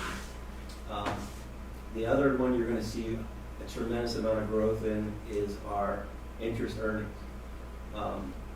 Interest earnings, 2 years ago or a year and a half ago, we were getting 0.10%. We're now over between 4 and 4.5% on our investments. And when you take the amount of money that we're investing,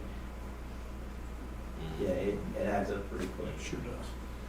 The second largest revenue source for us, other than local revenue, then is state revenue, about $35 million total. Basic education funding is the largest one. You'll see that about 11 to 12 million. Then the second largest one is our PSERS revenue.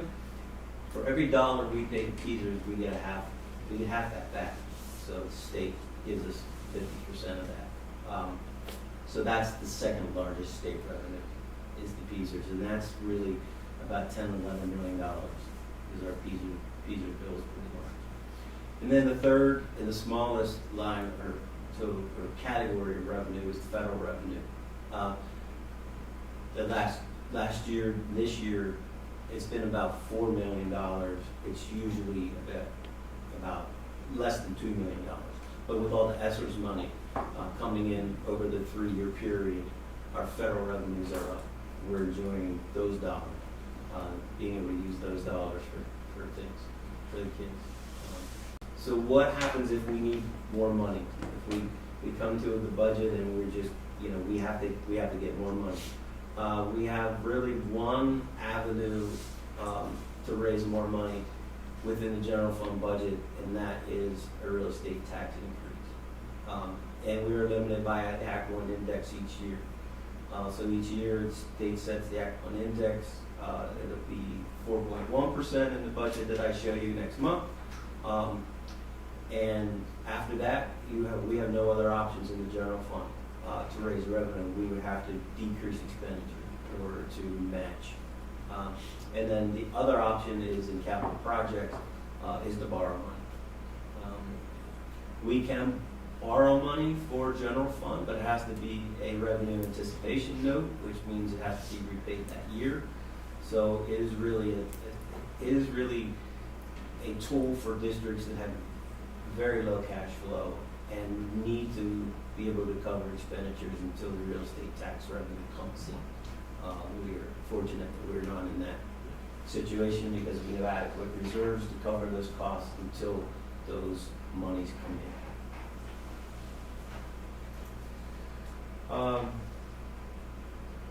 Some revenue factor examples. Of course, we talked about tax parcels, the growth in our assessed value, the trends that continues to just go up each year.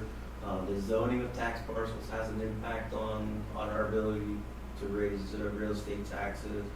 How the zoning is, what it allows for construction, for both residential and commercial real estate construction. Other tax generating capacity, earned income. Earned income tax really took off. We were really benefited in earned income tax by COVID.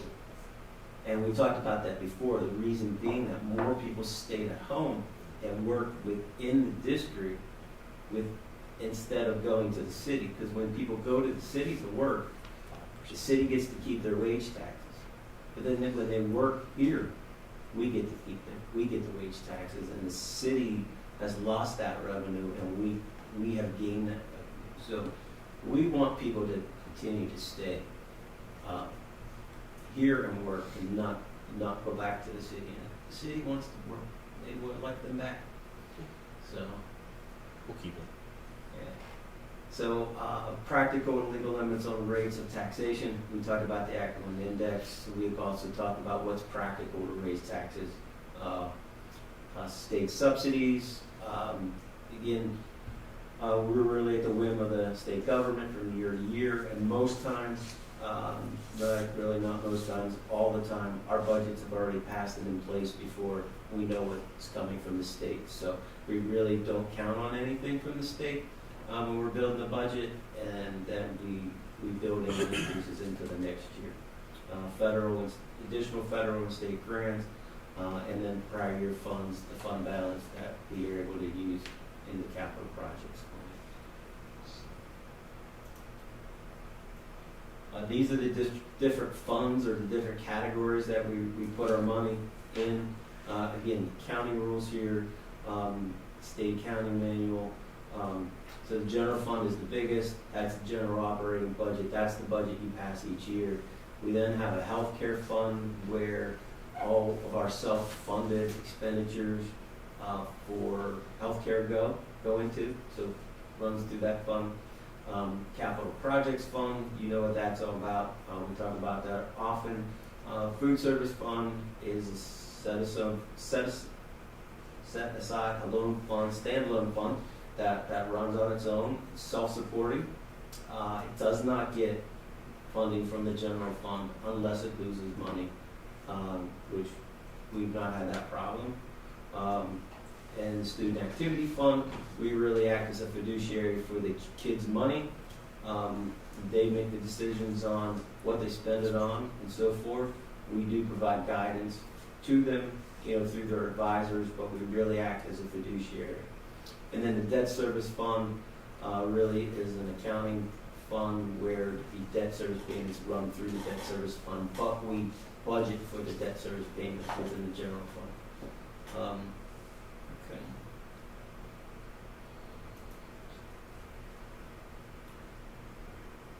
And then fund balance is just a governmental accounting term to measure the net financial assets of the district. It should provide adequate balance to cover emergencies within the district, and really, that's what it's supposed to do. And you will hear, the state complaining that districts have these huge fund balances. So we have 8% an 8% fund balance over 8% of our general fund budget. So it's about $11 million. $11 million does not get us through a month of expenditures. You take $150 million divided by 12, $11 million does not get us through a month. If something happened that we had only used that month. So they want to criticize district for having so much money in fund balances, but when you really look at it that way, it's not a lot of money. It's not a lot of operating cash to be set aside. And then fund balances, these are the different types of fund balances that you can have. From the top to the bottom, the top is the most restricted, the bottom is the least restricted. We have non-spendable, that's the value of our inventories. We have the committed fund balance, and we have unassigned fund balance. And again, the unassigned fund balance can't be any larger than 8%. The board can control committed, assigned, and unassigned fund balance, whereas the non-spendable and the restricted are more, they're accounting fund balances basically put in place by the auditor. The auditor determines the balance of our inventories and prepaid items, and then puts that non-spendable fund balance into the financial statement. So, then fund balance limits, again, we talked about, we're limited based on our budget size to 8%. our budget exceeds the 149 million, which puts us into that 8% category.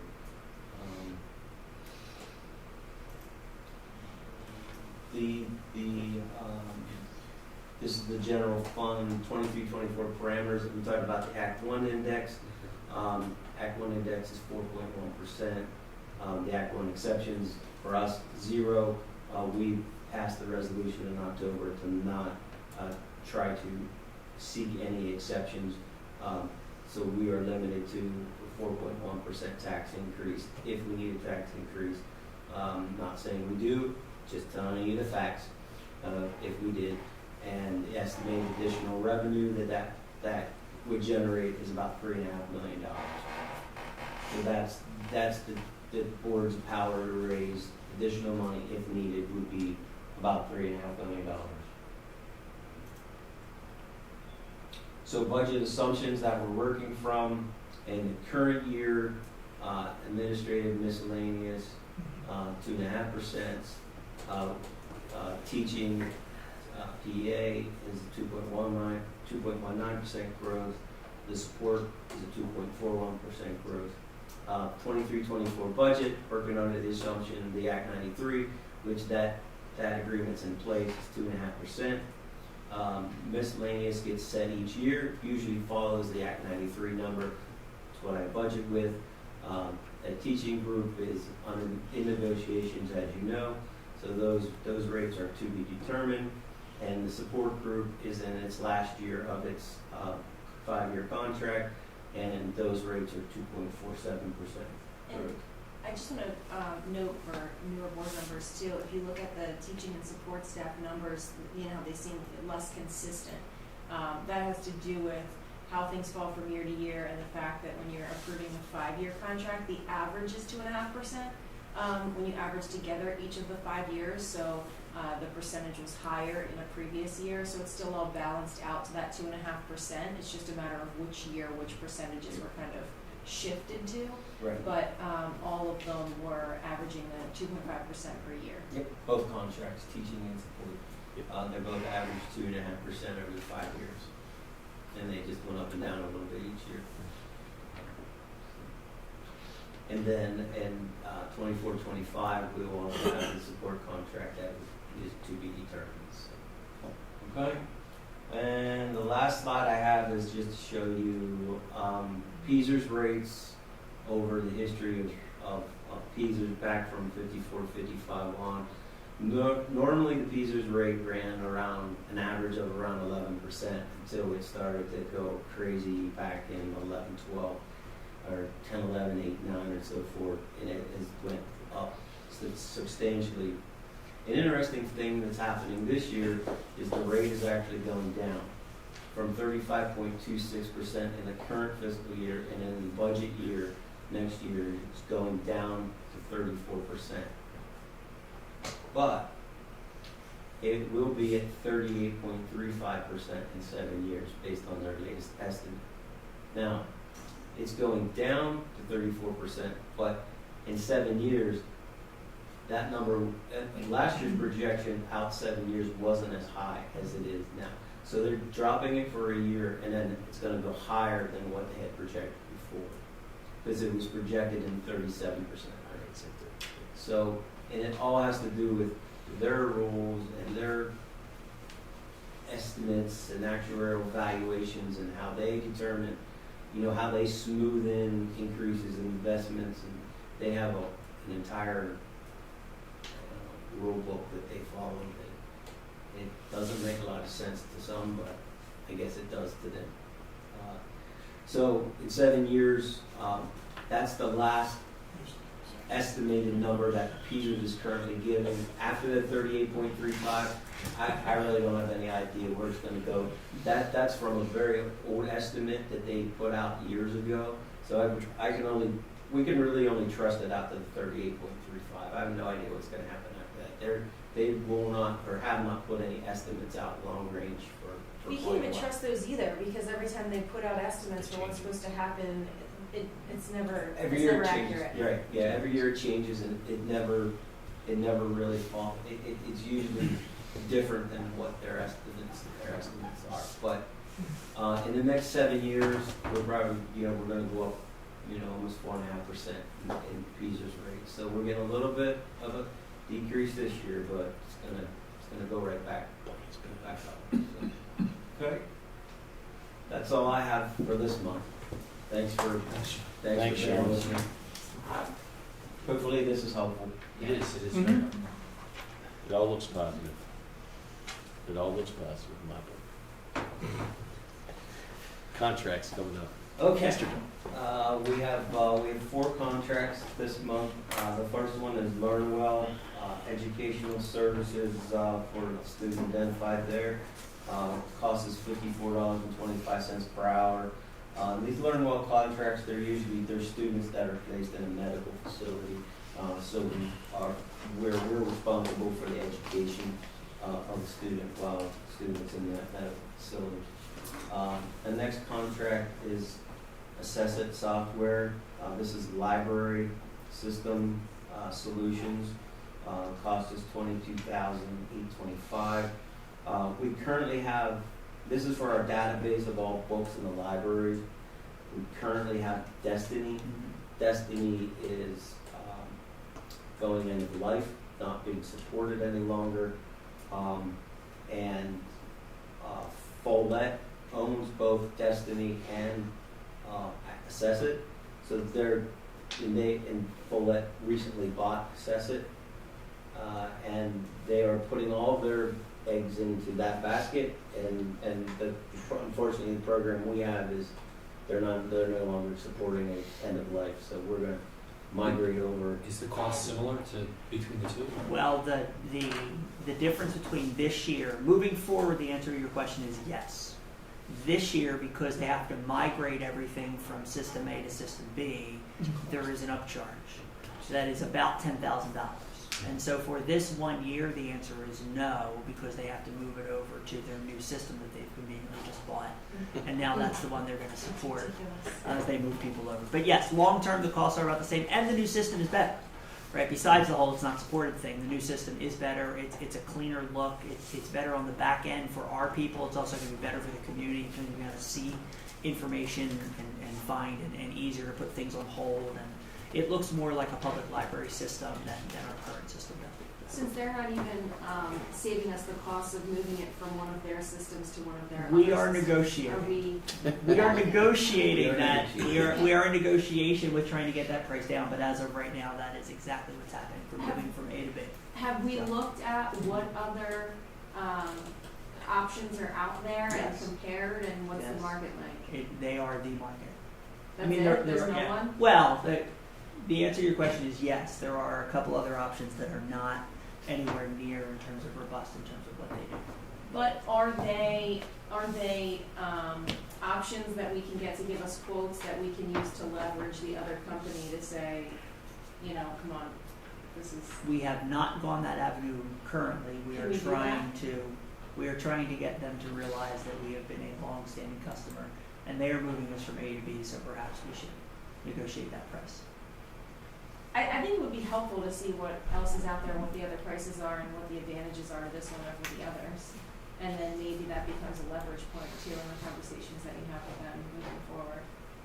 Talk to Ms. Malloy.